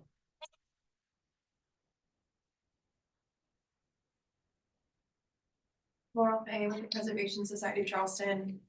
The PSC upholds city staff's decision to deny the removal of wood windows to install vinyl windows, which unfortunately are not appropriate in the old city district, even on newer buildings. We encourage the applicant to work with staff to pursue a higher quality replacement window type if these wooden windows are beyond repair. Thank you. Okay. Anyone else? No one else? Oh, Lisa? Hi, Lisa Jones, Historic Charleston Foundation. I'm just going to echo what Laurel said. We are opposed to replacing these with vinyl. Thank you, Lisa. Thank you. Do you have anything else to say? Yeah, I mean, I understand the, wooden integrity of the windows and all that stuff and the historic aspect, but this house is less than 50 years old. There's no reason to keep putting something failing on a house that's supposed to help a first-time home buyer get on their feet and set themselves up. So if these windows aren't approved, then I'm gonna have to sell this house, and then it's gonna be inherited by the next person, and the next person, and the next person. And the cycle will never stop. It's what happened to me, so I'm trying to stop the cycle and fix it in a way that it'll be lasting. Thank you. Okay, that concludes the public comment period and presentation period. Hand it back Staff over. comments. Oh, yes, staff comments. Sorry. Staff had some observations. The request is considered to be for an affordable housing project since it is through the home ownership initiative. And the owner has been working with the housing department and with VAR staff. He's been talking to Travis, trying to remedy the situation. Travis came out to the house and looked at all the windows as well. Yes, he And did. was like very much on board and saying that, these aren't holding up the way they should. And Travis did confirm that the windows do need to be replaced. This request is also due to an issue created by a previous contractor from what Travis says. Some of these are Travis comments. And just the change of the wood windows to vinyl is not something that can be approved at a staff level. This goes against the board's policy statement on window replacements. Okay, thank you, Frankie. Would you like to address anything that Frankie had said? No, just echoing what, Travis saw and coming out and seeing it, and I got a lot of windows that need to be replaced. Okay. Now that concludes the presentation and public comment period. Now we'll go into board discussion. And, it's 2000, it was built in 2005. Now, I mean, I know it's 2025 and that's 20 years ago. So it may seem like a long time to some figuring people, but not to me. This house were being built new in 2025. We would approve aluminum clad. Aluminum clad. At windows. Right. Now, however, I did some research and I think actually in the old city district that in new construction, vinyl windows can be approved. Now, that's just what I read. I couldn't dig far enough back into to read line by line in the recommendations. But if you search it and it comes up under BAR and Department of, Planning and Preservation, that in the old city district, wood, aluminum, and vinyl can be approved. Now, that could be bad information because we have always gone on the idea that aluminum clad is fine, vinyl, and I'm wondering if that's what it is. I mean, there's a difference between solid vinyl and vinyl clad. And, there are some, and that's why I asked the question about the solid vinyl windows are really appropriate. I don't think. Yeah, I mean, vinyl clad windows might, good vinyl clad windows might be appropriate. I would, just like good aluminum clad windows would be appropriate. And so, I'm not sure that in the real world, and price wise, but it's gonna make much difference whether they're, reasonably good vinyl clad windows or reasonably good aluminum clad windows. But I don't think some solid vinyl windows would be appropriate. so I'm sympathetic to the request. And I think that, I think aluminum clad, which we know to be acceptable, would actually probably accomplish the same goal of getting a good quality window. I think you might need to work on your pricing. I don't know who's giving you pricing. If you got anybody, let me know. I would say, an aluminum clad, a Sierra Pacific or something should be on a more reasonable scale. So I'm in favor of a window replacement, but with something that's acceptable to the city, which is, I know it to be an aluminum clad. I'm not familiar with whether it can be vinyl clad. I wasn't either until I started searching it. Yeah. And I'd always assumed it was, but Staff could approve that, So- couldn't they? Or Our policy statements do not specifically say that vinyl windows cannot be used, except in the storm window policy. right. It specifies that we don't approve vinyl windows. Right. As a practice, the city and city staff have not approved vinyl windows in the areas under our purview. We have approved aluminum clad and fiberglass clad windows of good quality on new construction or new additions that are minimally visible to public right of way.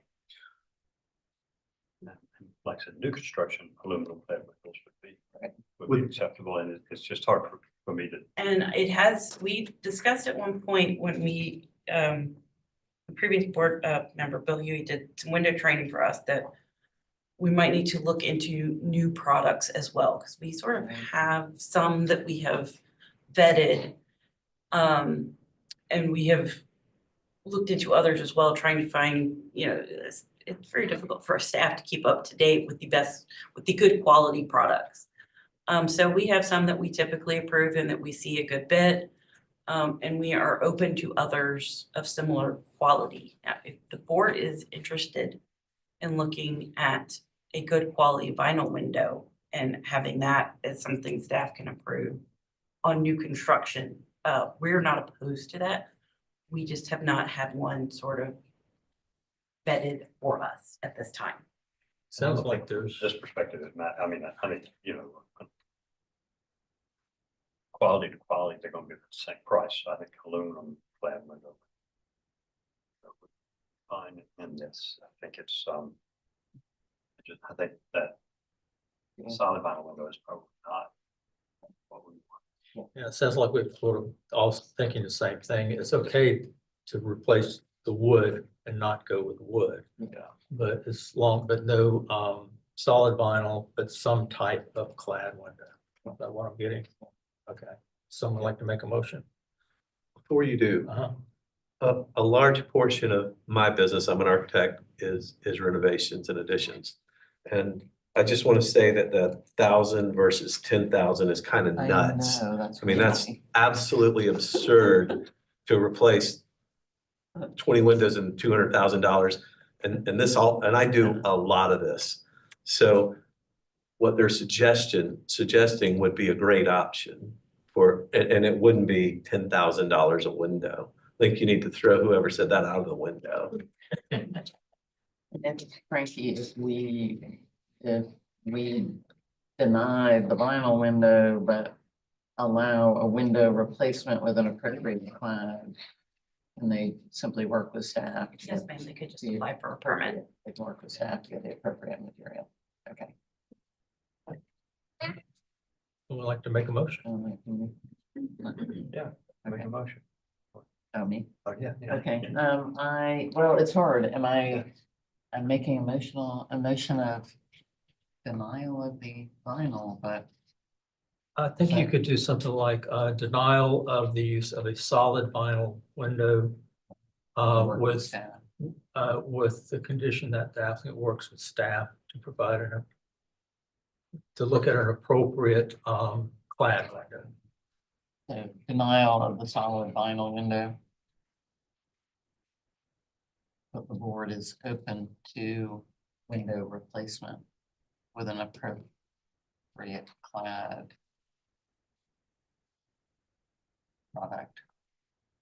And the applicant can work with staff.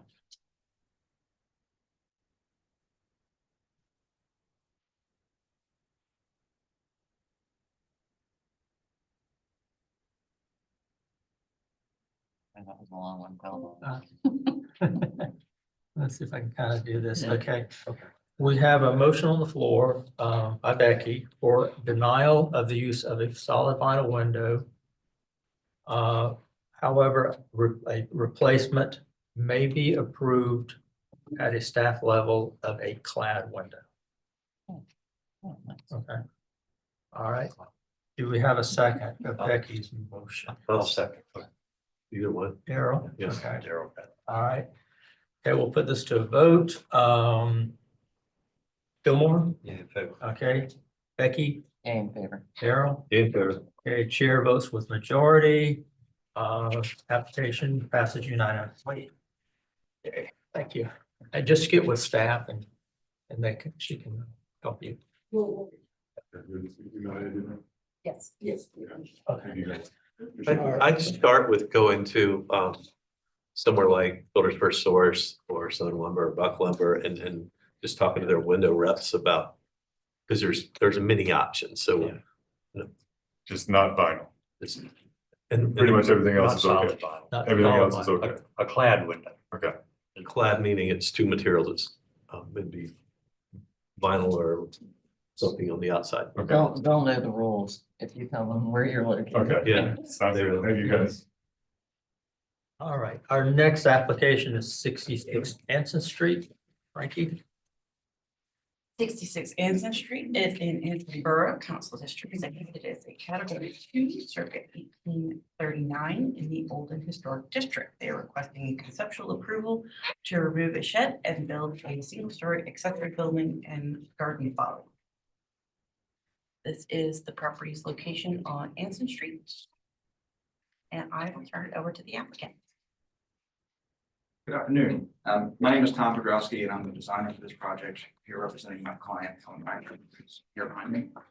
When I was approached about this project, I was asked to design a small building in the back that would be used as a pool house, essentially, as a place for people to use the bathroom so they don't have to go in the house with wet feet. And a small studio room for Helen where she can do creative work. The folly, which I'll show you in a second, its main purpose is decorative for the garden and to act as a semi-obscure screen for the back portion of the yard, but also as an attractive and elegant way to obscure the trash cans. So I'll just walk you through the slides and then afterwards, if there's any questions, I'd be happy to answer. So you can see here on the site plan, on the left was the existing condition of the site, and then on the right is proposed. You'll see on the bottom where the location is for the proposed pool house. And in the center, just above the garden area is the proposed location for the garden folly. You'll notice that it meets all setbacks and zoning requirements. From the front of the street, you can see on the top is the existing street view. On the bottom is proposed. The entirety of the pool house is obscured from the street. The garden folly, though set back from the front wall, will peek up above it just slightly. You can see her from,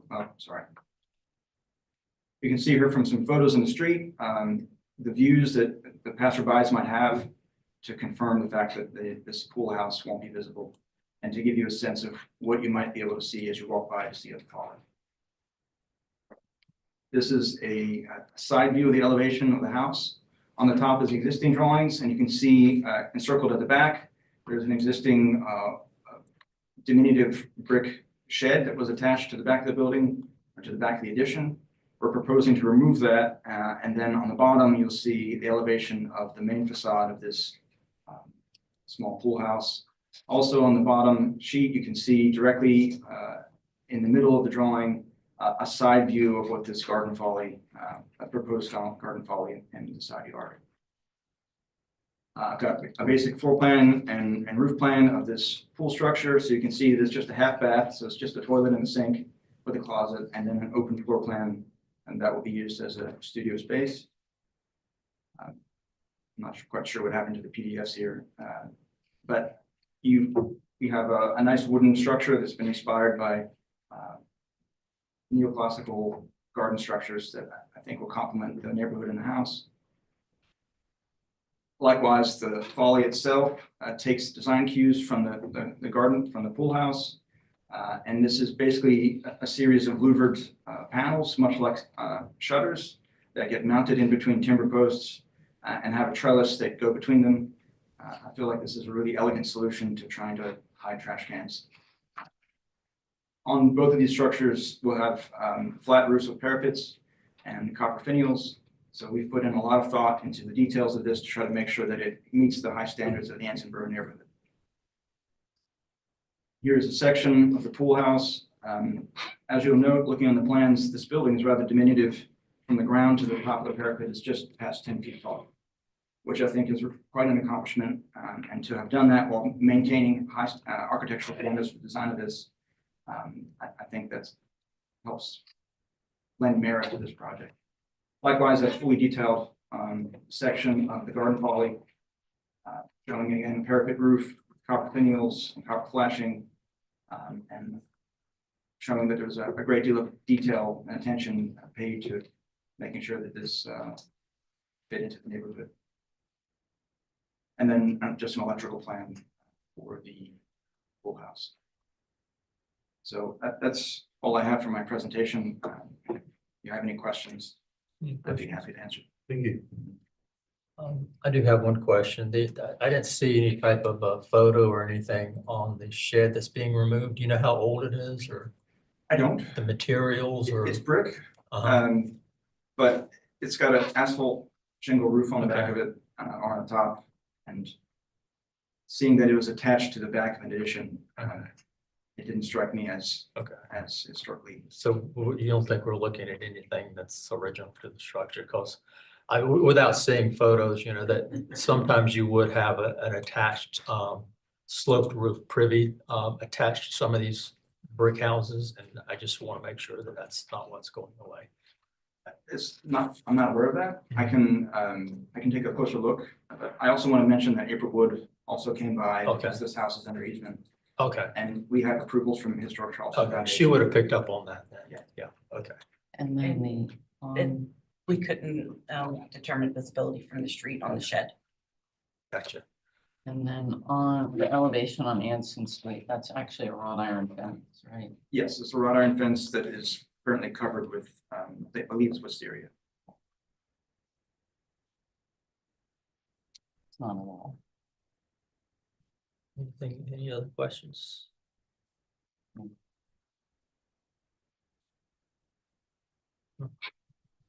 Anyone from the public like to speak? Lisa?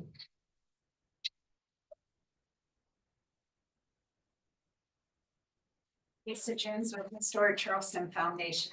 We have reviewed and support conceptual approval to remove the shed and build a single-story accessory building in Garden Folly. As you all know, HCF has a covenant on the property and these changes comply with covenant requirements. The rear structure is a studio space pool house, not a living area. It only has a small powder room, no kitchen, no bathtub shower. It's not conducive for living space or rental space, which may be a concern for neighbors. Both structures are set back on the lot and will be minimally visible from the public right of way. The trash recycling enclosure will have vines growing on the trellis to soften the appearance of the structure, and there will be plantings to further screen the enclosure, and is preferred to storing the trash and recycling bins off of the piazza. Neither proposed structure impacts historic fabric, and both could be easily removed in the future. The owner is proposing high quality materials for both structures, and we support this application. Thank you, Lisa. Thank you. Right. Anyone else? No? As a side comment, Could you please walk to, Yeah, my name is Guy Nash, owner of Artist please Construction. approach the podium? Just as a comment on the rear structure, it is a modern addition, relatively new Portland mortar, so Okay. shouldn't be a concern as far as demoing that. Okay. And your name? Guyton Okay. Ash. All right, thank you. Okay. I'd like to Yes, sir. I'm John News. I live at 58 Anson Street, down the street. My only concern with this project is the Garden Folly. It in the drawing, it's 8 feet, and you can actually see it from the street. I believe the wall is 6 feet, so I think that's a little bit tall. And to me, I just think it's detracts from the streetscape. So if they could somehow make it lower, I think that would be more appropriate. That's my only comment. Thank you. Anyone else? I'm Pamela Scurry. I live at 72 Anson Street. I'm an immediate neighbor.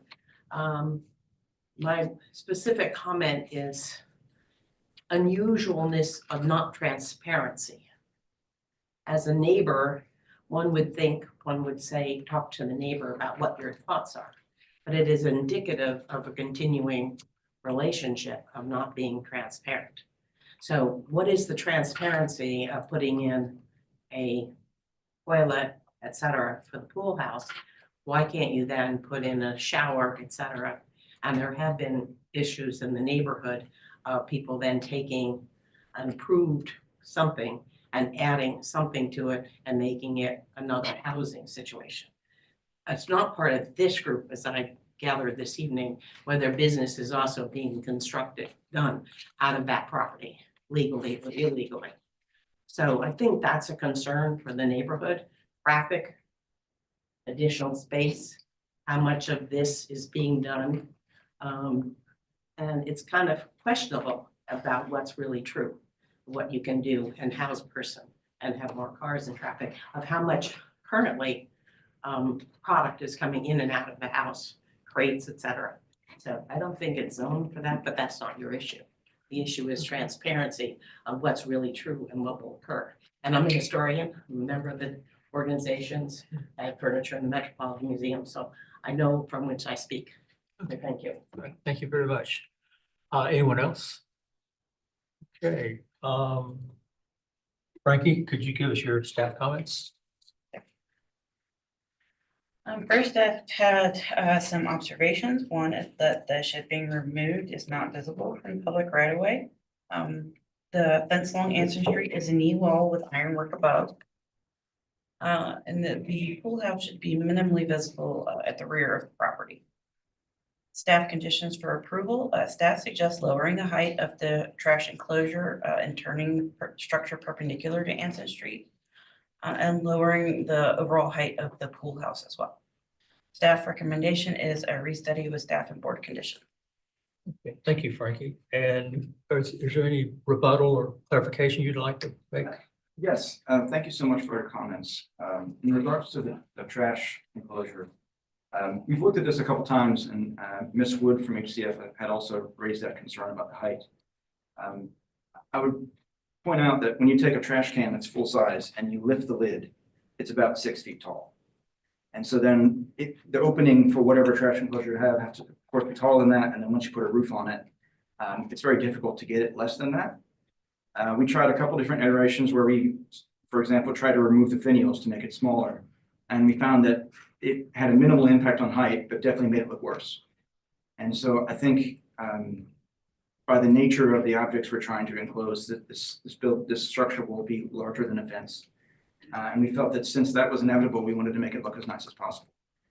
And I would also point out that 1 or 2 houses up the street on Hanson, there is a pergola and trellis that's right up against the fence that is also about 8 feet tall.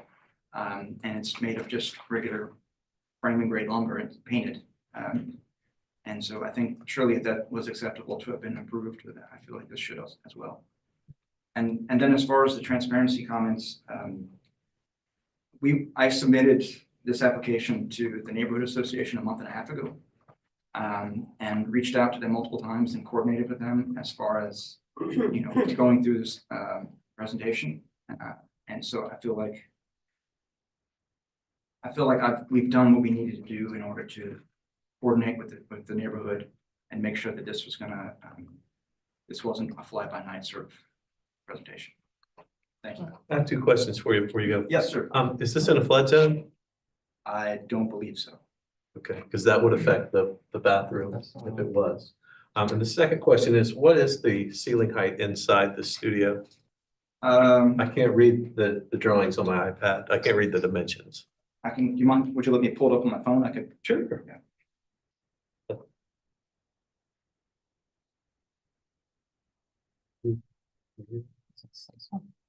Yeah, I can't read it. Yeah, it's 8 feet. It's 8 feet. 8'2". Okay. Yeah, it's 8'2". It's just slab on grade to the finish of the ceiling is 8'2". Okay. And the homeowner, you don't know if your lot's in a flood zone or not? I think I'm in the next zone. Okay, that would make sense. That's all I got. We will now go into board discussion. You want me to? Yeah. Take a step. I kind of disagree with staff to a degree on the heights because 8 foot is low. And also same with the folly. If you bring that down, I think that's going to look a little strange. There needs to be some verticality to it to make it look right. So I don't see it as excessively high. I tend to agree, 8 feet, especially out in the open, you're not gonna perceive it as being anything high. We have a lot of fences around downtown Charleston that are 8 feet or more, you know, and, so 8 feet to me is not high. I guess theoretically, the visibility over the fence is something that we might consider That's now, a but that's wrought a, that's a iron. wrought iron fence and there's no There guarantee the could be vegetation full is ever gonna stay visibility, there. right. So the visibility theoretically is higher because it's set quite a ways back. Yeah. But if the vegetation on the iron fence goes away, the whole structure is visible, so the fact that it's a little higher than the fence is not gonna make any difference, I think. And it's a nice, and from my perspective, it's a nice looking little structure too. I understand the visibility. You probably will see it at some point, right? Yeah. I just think it's, you have to consider that it's just visible from the street. Yeah.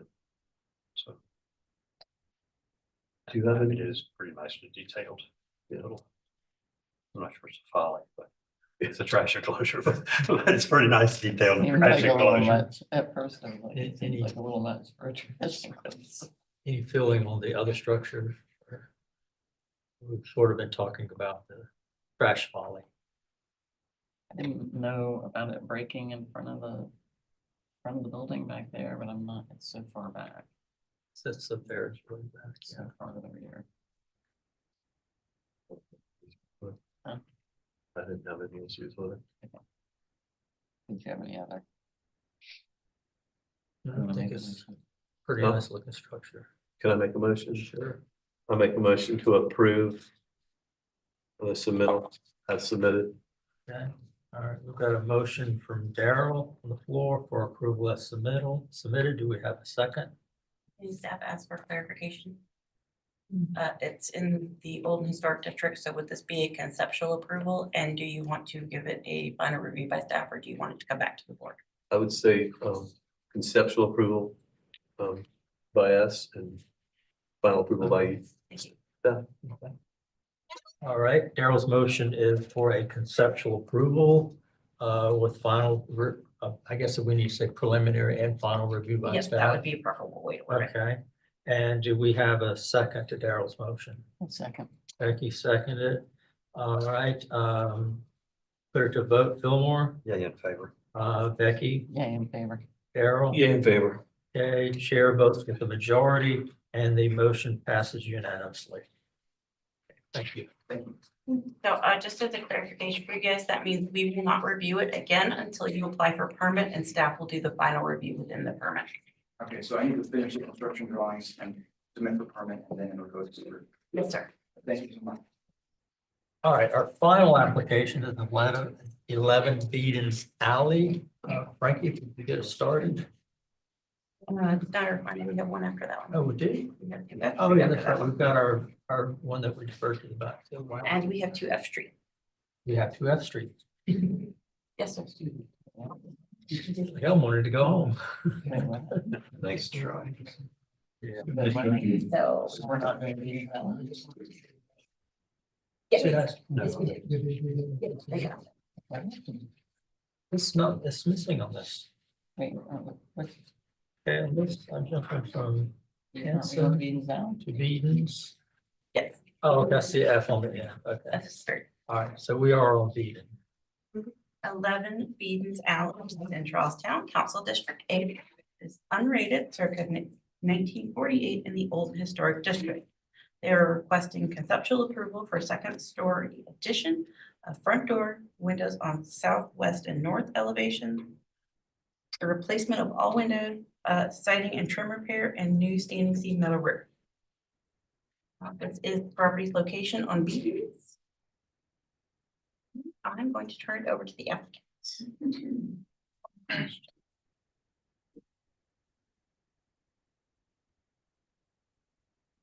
Good evening, Sebastian von Marshall. I'm the architect. We're located at 43 Broad Street.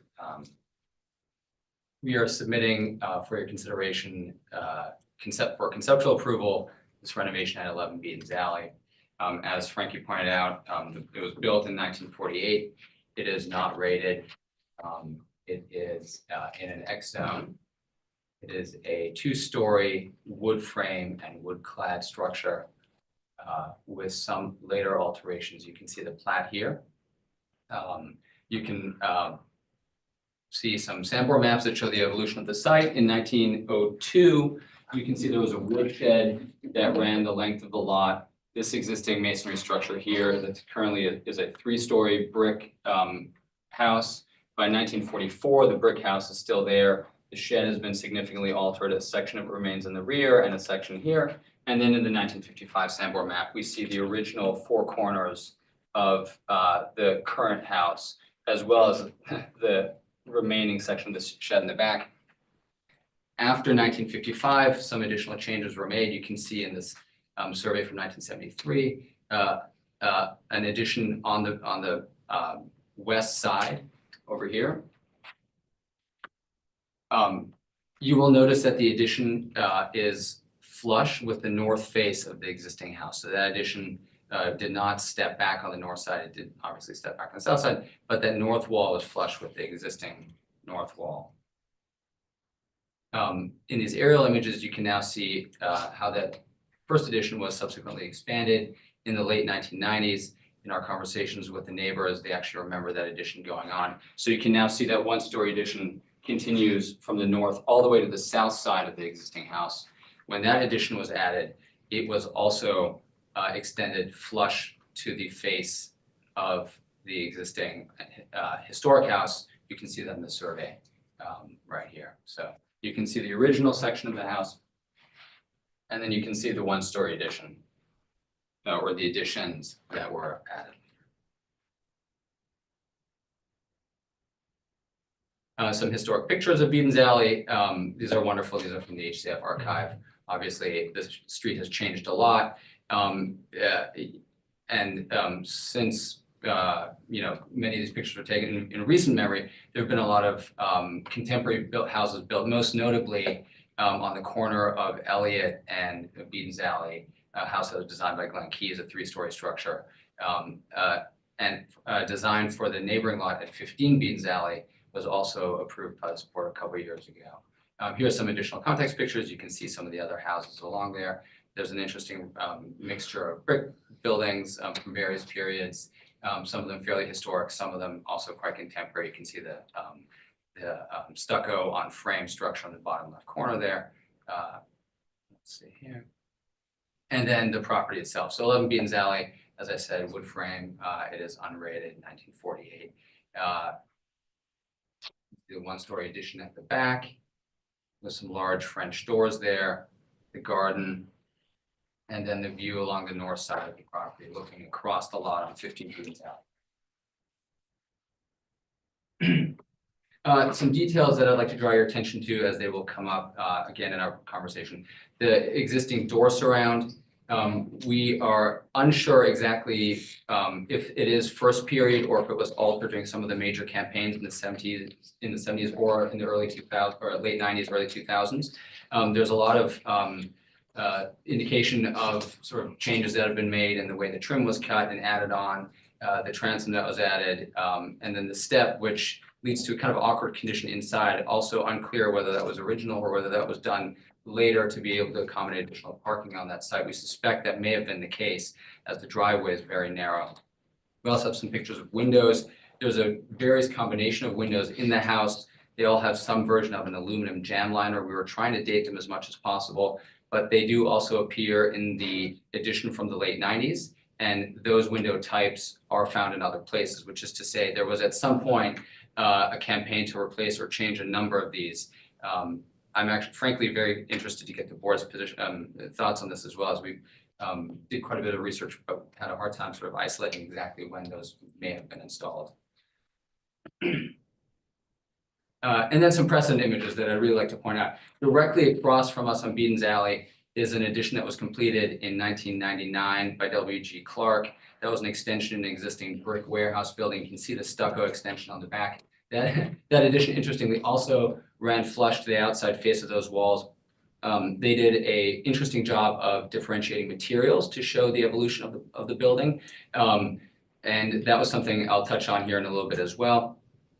Notice the differentiation of the windows and the consistent roofing material there, which was replaced sometime recently. In the bottom left corner, you can see a present image that similarly shows, with a plan next to it, that shows that there are a number of cases where these houses have been continued in plane along the outside rather than stepping back. I understand and I appreciate that best practice does dictate that additions typically reveal original corners of the house. But there are historic examples where that's not the case, and in our case as well, where the modern additions do not do that. I appreciate that it does put the burden on us to tell the proper evolution of the project, and we do make every attempt to do so, and we'll talk a little bit about that when we get into the materials. The last precedent I'd like to point out is at 64 Trad Street. That project I presented to this board about 6 years ago. That is an addition to an 18th century Georgian stucco house on the corner of Meeting and Trad. You can see the more contemporary aesthetic of the stucco addition on the rear with the large metal and glass windows there. That was reviewed and approved by this board 6 years ago. So here you can see our site plan. Again, you can see that flush condition of those additions at the back of the house. In the existing and the proposed floor plans. We're proposing to keep the footprint of the building exactly the way it is. So the four corners of the house would not change. We're trying to maintain that as much as possible. On the first floor here, you can see that again. We are proposing some changes to the front door. Again, that stair condition on the inside, we suspect, was a modification that was made. I'm going to go back to the site plan to be able to pull additional cars onto the lot to keep that driveway wide enough to fit a third vehicle all the way in the front. The current owner who is here is not interested in having a third car there. We would really like to convert that back to more of a landscape use, which is to say we are hoping to push the steps back out of the house and thereby restrict the driveway, restrict the amount of parking, but eliminate that somewhat complicated condition inside the house while still providing a recessed front door that would provide a little bit of an overhang to protect that opening. You can see that right here.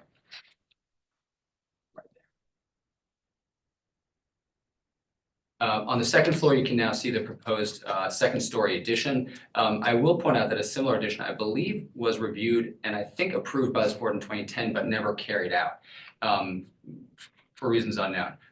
But the program of the second story is the addition of that bedroom suite on the back of the house there.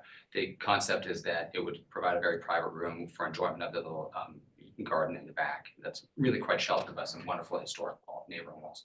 The roof currently over the main section of the house is asbestos shingle. We do believe it's original. We would like to replace that. The roof over the one-story addition is asphalt shingle, and we are requesting to replace that with a hand-crimped standing seam metal of some kind, copper, preferably. We feel like there are very few alternatives to the asbestos shingle, and we think that this would be an appropriate material based on precedent and on the construction of the house.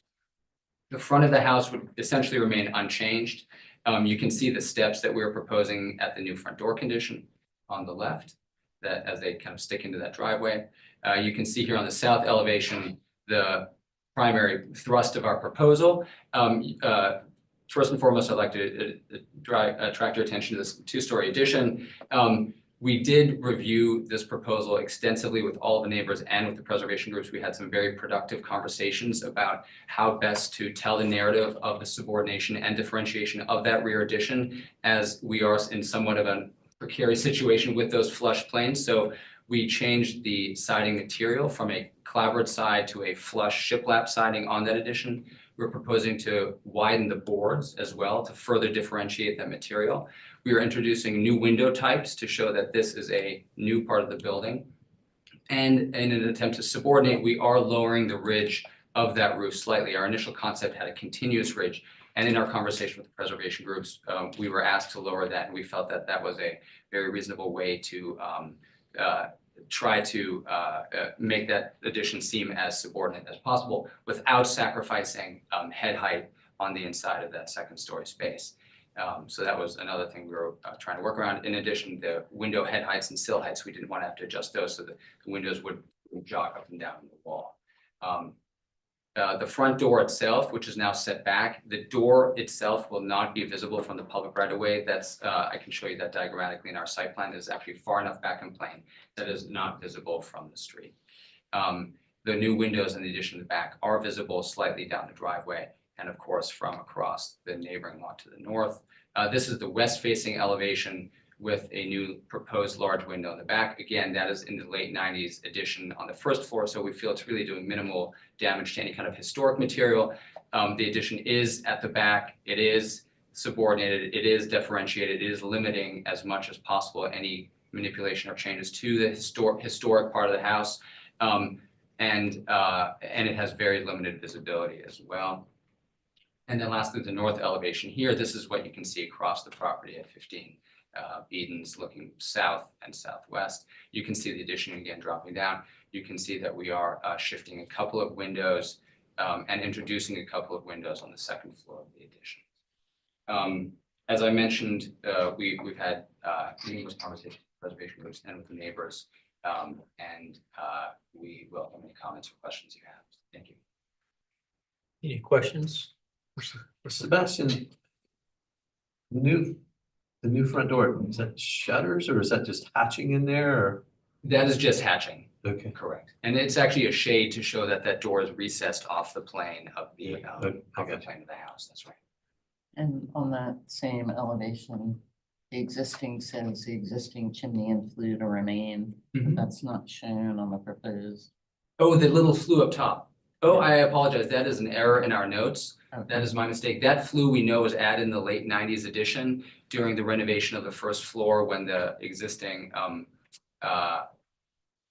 addition was expanded down here. You can see the large cased opening. That was part of that renovation, and that's when they added what we believe is a pizza oven there. And we would like to propose removing that to eliminate an unnecessary roof penetration.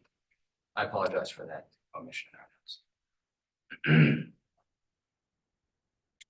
Anything else? Question. There's a note that the crawl space accesses on the south elevation are being bricked in, or there crawl space accesses on the other side? There are, and we would explore adding accesses if needed or keeping them there. It was more diagrammatic than anything else, but we will continue having access to the crawl space. It is an X zone, which is good, but there is mechanical under the house, so we'll need to continue getting to that house. Yes, sir.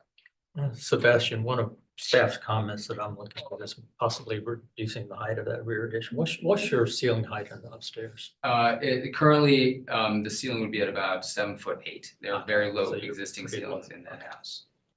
We're not working with lots. Anything else? Okay. Do we have anyone from the public speaking?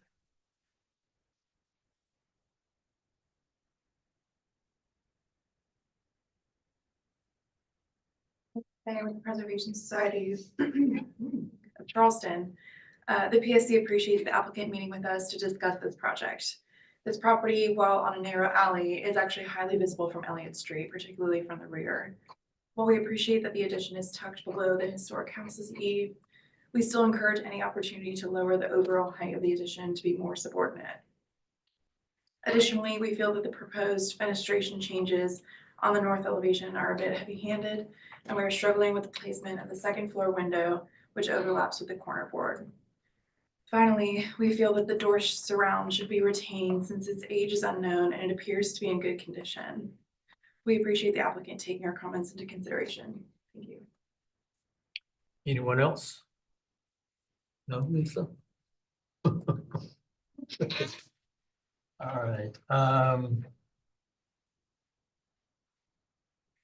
Frankie, do you want to give us your staff comments and recommendations? Yes, sir.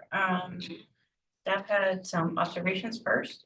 First, the project receives special exception from zoning, so BER is allowed to review all sides of the project regardless of visibility. The north elevation second floor windows. Sorry, some of these are more conditions than observations, but I'll read it the way I wrote it so I don't lose track. The rightmost window on the historic portion should remain in place. Awkward condition is created on the north side with the second floor addition. Awkward window condition, sorry, I can't read my own writing.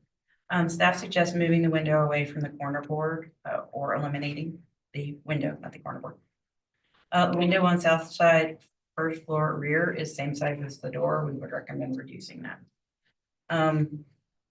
Our conditions for approval, overall, we were just had some comments on restudying fenestration. Windows that are currently in alignment should stay in alignment, and differentiating windows on new addition. And staff recommend only using shutters on the historic house to help further differentiate. Did not realize the chimney was a pizza oven, so I will strike our comment about keeping that chimney. And staff have concerns about the new roof. Mostly ours was from a constructability standpoint. And we were just recommending lowering to not create any roofing issues. All right, thank you, Frankie. Sebastian, you'd like to make any clarifications? Certainly, I'd love to. Thank you. So going back to I guess let's go through these, starting with the windows on the north side. We realize that shifting some of those around, it does move their original locations. We feel there's a lot of precedent for sort of eccentric window locations on the north sides of historic houses downtown. I appreciate that some of them are located symmetrically, and we would certainly be open to studying where some of those go, and taking the board's recommendation. They were relocated to work with the reconfigured interior and to keep the windows centered.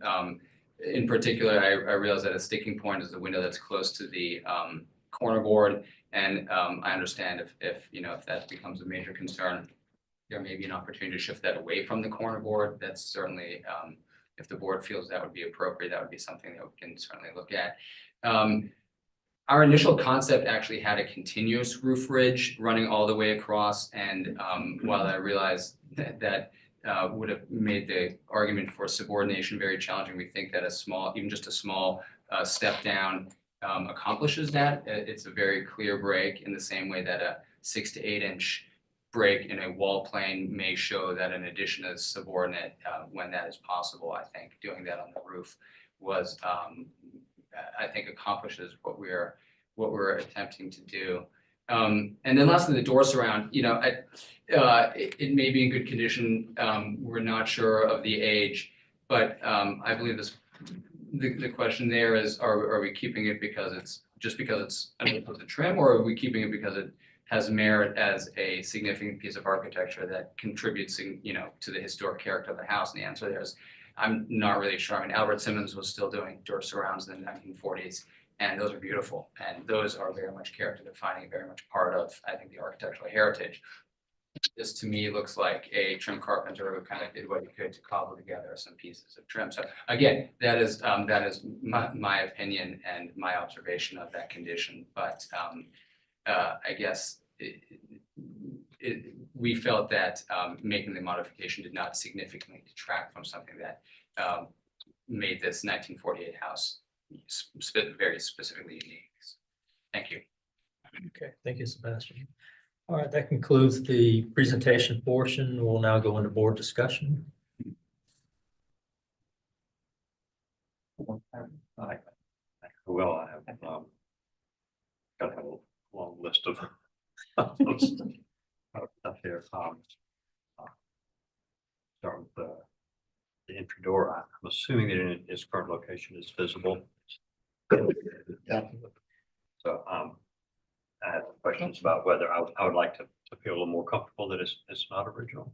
I think, before I said it's okay. I think that the new door, as mentioned, set in may not be visible, and so it might not be in our purview. I think it's a little incongruous with the general architecture of the building, but if it's not visible, it's not in our purview. The elevation, the large window, fundamentally the same size as the door on the addition on the first floor of the addition on the south elevation. I think it needs to be studied.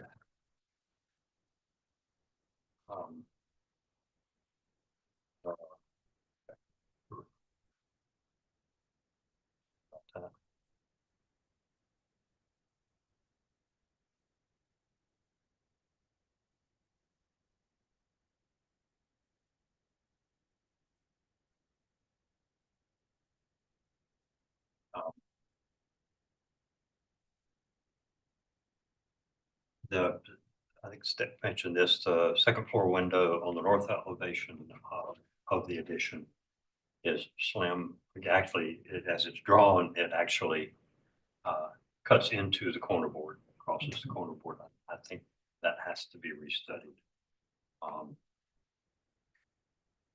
I think that the windows on the north elevation in the main house should probably stay aligned in their original configuration.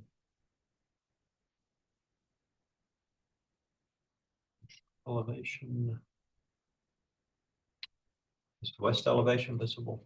The rear elevation is visible from. I'm not certain, but because of the special exception, you're allowed to discuss. Oh, that's right. You mentioned that. Okay, yeah.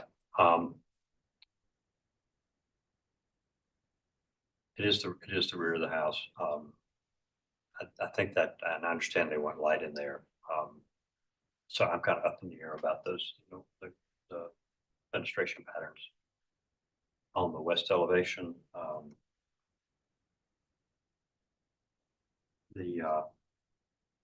I think that the gable on the second floor addition is too close to the gable trim, the gable cornice on the original house.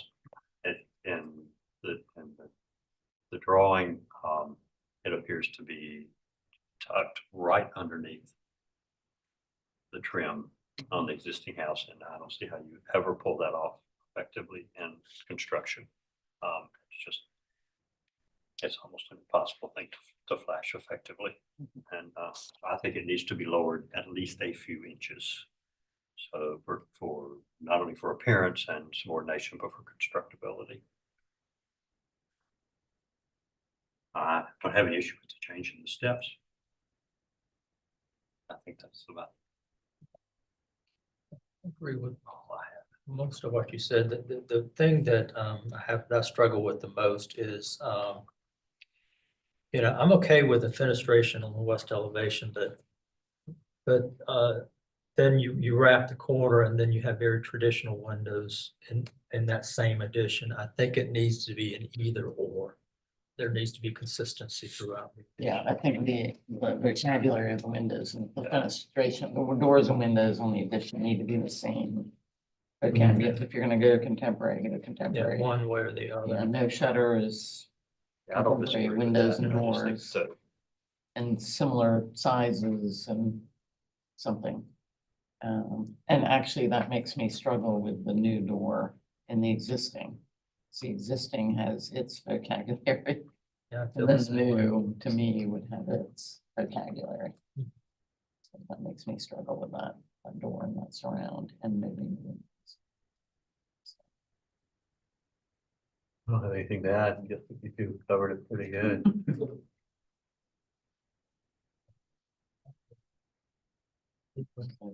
Feel strongly enough to make a motion?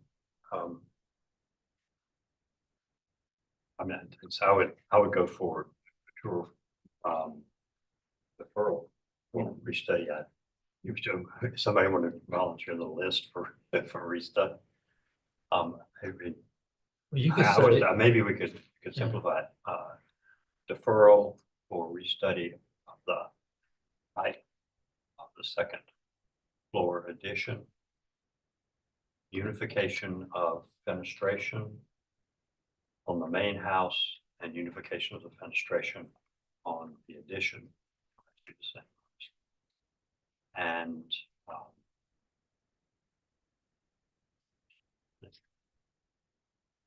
approval of its last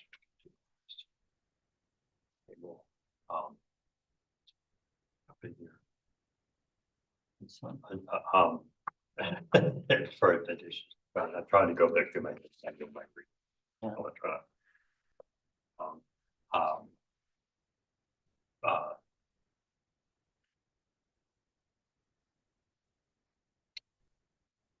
restudy of the location of the second floor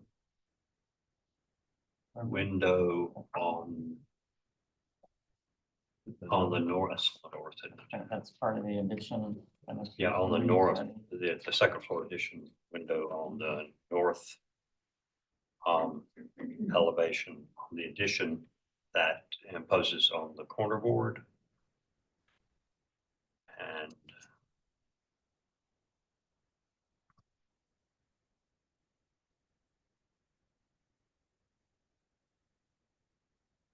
the board condition for keeping aligned fenestration on the main house aligned. And approval of the steps, of the change in the entry door steps. Approval? Yeah, I mean, does anybody have any problem with the change in the brick stairs? I don't think so. Approve of that deferral Yeah, I don't think that needs to quite go in the motion. for the rest for those. That's Yeah, no, I think that was. I just make a side note. Oh, yeah. There That's might something. also be an issue with the plan review for the 1 foot lot line for all those the new windows on the addition. But they might not allow those on the north side. The 2 new windows would be rated. The 3, the 2 new Two. ones. Oh, okay. Okay. Anyway, the motion. So Yeah, let me see if I've got this right. Okay, Fillmore has made a motion for deferral for restudy of the height of the second floor addition. If I can read my writing. Unification of the fenestration on both the addition and the main house. And we mean to say that they're to read separately. They can, certainly. They can. Just Okay, restudy the location of the second floor window on the north elevation, imposing on the corner board. Haven't got it on? Okay. Did you want those north windows in the same position? yeah, and the existing windows on the north elevation of the main house Okay. to remain in their original location. Okay, and the existing windows on the north elevation of the main house to remain in their original position. Okay. Do we have? Yeah, okay, Okay. and approval of the stickers. I mean, or do we want to put that in there and just let it come back and get approved when the Yeah, rest of it I'm gets? not sure that needs to go in because you're. Yeah, I'm fine with It's the not something stairs, you're I'm fine deferring. with the footprint. Your Yeah. motion's for deferral, so that's not really something you're deferring. Yes. Okay. All right, do I have a second? A second. Becky, all right. All right, I got a motion by Fillmore and a second by Becky.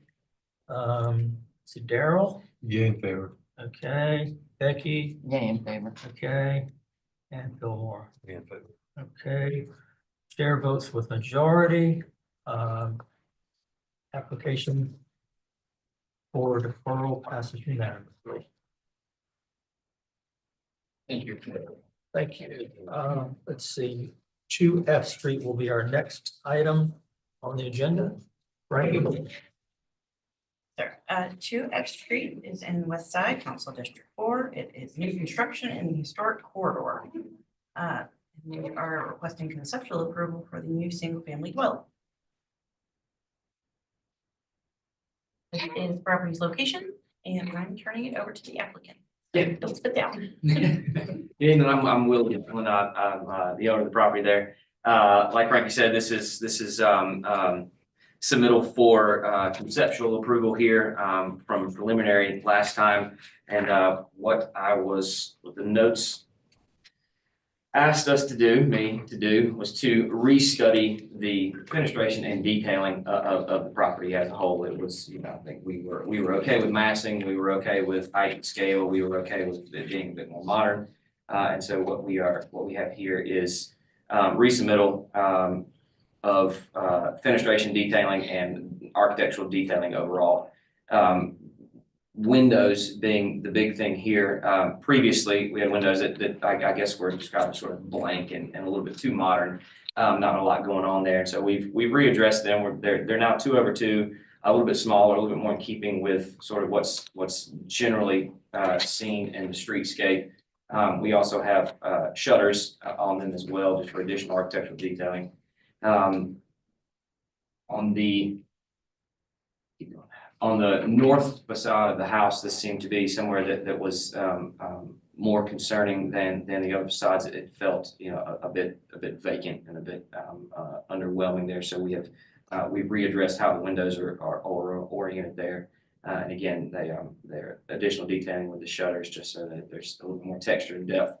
The rear of the property, oh, no, I'm sorry, the south side of the property, there is a bit of a facade change there, or just architectural element that allowed some, you know, detailing on the side, so it wasn't just sort of a straight, slick side of the building. And in order to sort of separate that piece a little bit more from the rest of it, is, you know, we've detailed the siding a little bit differently there. Again, it's, you know, a little bit more modern. We have vertical siding as opposed to horizontal siding, but again, it's just going to be, you know, cementitious siding like the rest of the property. Again, windows a little bit better dealt with there, 2/2, shutters included. I think we see from previous, there was a little bit vacant as I described. There was an additional comment in there to show better what impervious surface was on the site with the site plan. And so what we have here, obviously the consistent gray shading is the roof of the property, and then on the north side and the south side we have what amounts to not a parking pad on the north side, but just a tabby spot for bicycle, golf cart, I don't know, a place to put the trash cans, frankly, just something a little bit more utilitarian. And on the south side of the property there, we have just tire strips out of tabby. Previous comment, I think, or previous submittal, parking was on the north side, and that was asked to be addressed. Don't put the parking in front of the house. Let it speak to the street a little bit more, move the parking to the side. We did have the side a bit more open, just so that the property would have more yard space. But again, I know we're downtown, and so no problem making the adjustment, putting the 2-car parking on the south side of the property and delineating graphically the tabby strips a little bit better. Streetscape, if you recall at all, is particularly modest. The building, the subject property is all the way to the right of the sheet there. The building just to the left is brand new, modern architecture anyway. Big vacant lot going further north, and then what seems to be something that's maybe early 1900s. The opposing side of the street, opposite side of the street, facing long fence, small cottages. Not a lot of architectural reference there, though some in scale. And this is just site picture showing vacant lot, house immediately adjacent to the north, and then further down, the yellow one behind the palm tree is sort of the only sort of historical reference in the immediate area. 2 bottom pictures are vacant lots that are further up the street and the immediately opposite side of the street facing west. And that is conclusive of what we're doing here. Any questions for that? I have one. This may be a drafting error on the front elevation. I couldn't tell if that's a horizontal band at the floor line, or if that's just a missing line in the drawing of the siding. At the floor here? No, between the first and second floor. Here. There you go. Yeah, that's a delineating element because it's over the sort of the covered entryway. So we continued the trim work over it to just sort of show a different. Gotcha. Sorry, that's previous. Hold on. Wrong one. So it did not continue. Okay. That may have been a question previously. So the trim is just over the covered entryway, and the graphics, the screen's a little bit blurry, but there's a post here that's detailed with trim at the top and the bottom, holding up the corner of this overhanging entryway. Because again, I think that was one of the comments. This felt it felt a bit too modern and unsupported in the previous. You can see it here, you know, again, because it's flush with the front of the house, it's not super clear that is overhanging, but it is. Right. There's a I'm talking to if you're facing it, looking at the front, yes, it looks like above that downstairs window, a few courses up, there's a here, no, sir, that's a PDF printing error. No, there's no separation siding there. I'm sorry. Aye. No, that's, in the printout, it shows up, appropriately, and I just don't think it made Okay. it visibly on the screen. Okay, I kind of figured that. No, Now, I'm sorry about that. the other question is, are you, your shutters, are you planning on those to be operable or? Yes, there's no reason for them to not be operable. Okay. I don't think lick and stick shutters are appropriate in any application. So yeah, operable. Okay, okay, thank you. Anything else from anyone else? All right. I don't think we have any public.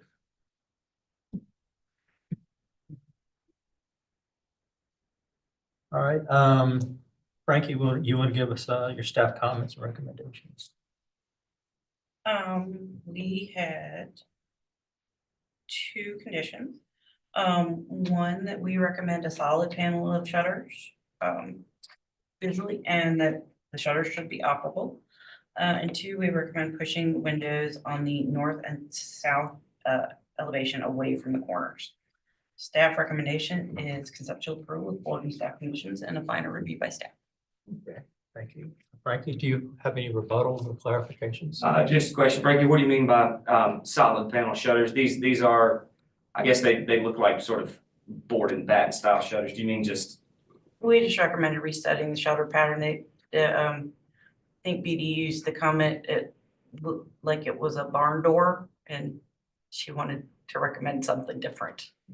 Got it. If, would it be appropriate to bring precedent of this exact shutter on new construction in the immediate neighborhood? Yeah, it might just be that it graphically looks different. Sure, yeah, no problem. Yeah, I can do that. But I'll let the board decide whether or not they adopt that or not. Okay, it's time for board discussion. You brought up my only comment about shutters. I think this is vastly improved over the last application. I had just a couple of things about that. As drawn, it looks like the shutters are drawn a little larger than the window opening, so just make sure that the shutters are sized to fit the window opening. And I agree they should be operable. And I don't know how you guys feel about this, but the corner post to me it looks like it could be increased in girth a little bit, but you know, that's all I have. Yeah, it's kind of a modern house with more of a traditional square column. Yeah. So I think you could simplify the column to make it a little more modern by meaning you have like that glass bead that's down off the top. The post and the cap could be simplified. Sure. Does that make sense to you guys? I have a little bit about one window on the first one. I thought bothers anybody else. On the front. Yeah. Yeah. I keep going back and The other thing I forth. had to staff comment was the windows on the bump out on the south elevation and I think one window on north elevation really are jammed up right They against are the very corner. close. And it would be nice if you just. That's always kind of. I agree. Yeah, on the Tricky detail. That was really the thing I had. And going back to what Becky said, Becky, the shutter would almost want to be flipped to the other side, huh? Than you. With this, Okay, that one window. or would you just center it there? One window on the front. oh, the one window on the front. Yeah. I think I was. That's not bothering you guys. Yeah, I think it needs, It's really hard. I wouldn't Computer doesn't like shift the way it's it. I think it laid needs to be out. justified with the window above, needs to align. So I don't know that you would move it. Back in with it. I'm fine So, with it. but, Yeah. that caught my eye, but it does line with the one above. So the one above. Yeah. Do we have a consensus? Anyone want to make a motion? I'll make a motion. Yeah. I'll make the motion to approve conceptual approval with staff comments, which was pull the windows on the north and south elevations away from the corners. And recommend, I don't know if I agree with paneled shutters. I think that could look a little plain, but Yeah, I'm okay with the shutters. the shutters should be operable or and not peel and stick or they're not.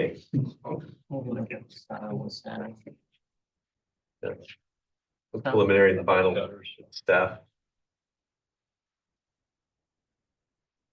Did they look at the style of the shutter with staff? I'm fine with the ones that are on there, so. What do you feel? Hmm? What do you think about I mean, they're kind of important about the shutters. Yeah, he's not showing the horizontal, which No, helps it Yeah, a I think little. they're, they're fairly clean design, I think. Yeah. I think that's what they're doing. It's very fun. I think that, Yeah. they're all drawn They're not so way oversized. right. They just drag. They get size Yeah, spread. they have to fit in the windows. Can we add then that the shutters should fit the size of the windows? Yeah. Could you repeat your motion? I've got to pull the windows in from the corner and just what you said, size the shutters to fit the openings and. There's And one the other column thing, on wasn't the it? front. Oh, the column would simplify that. Simplify the. Okay, we've got a. Third column is probably a little. We've got a motion on the floor from Daryl for conceptual approval with conditions. Do you want to do this? Do you want to do this final to staff or? Yes. Okay. Okay. Okay, conceptual approval, with final review by staff, conditions being pull the windows from the, I think there were 3 windows, pull the 3.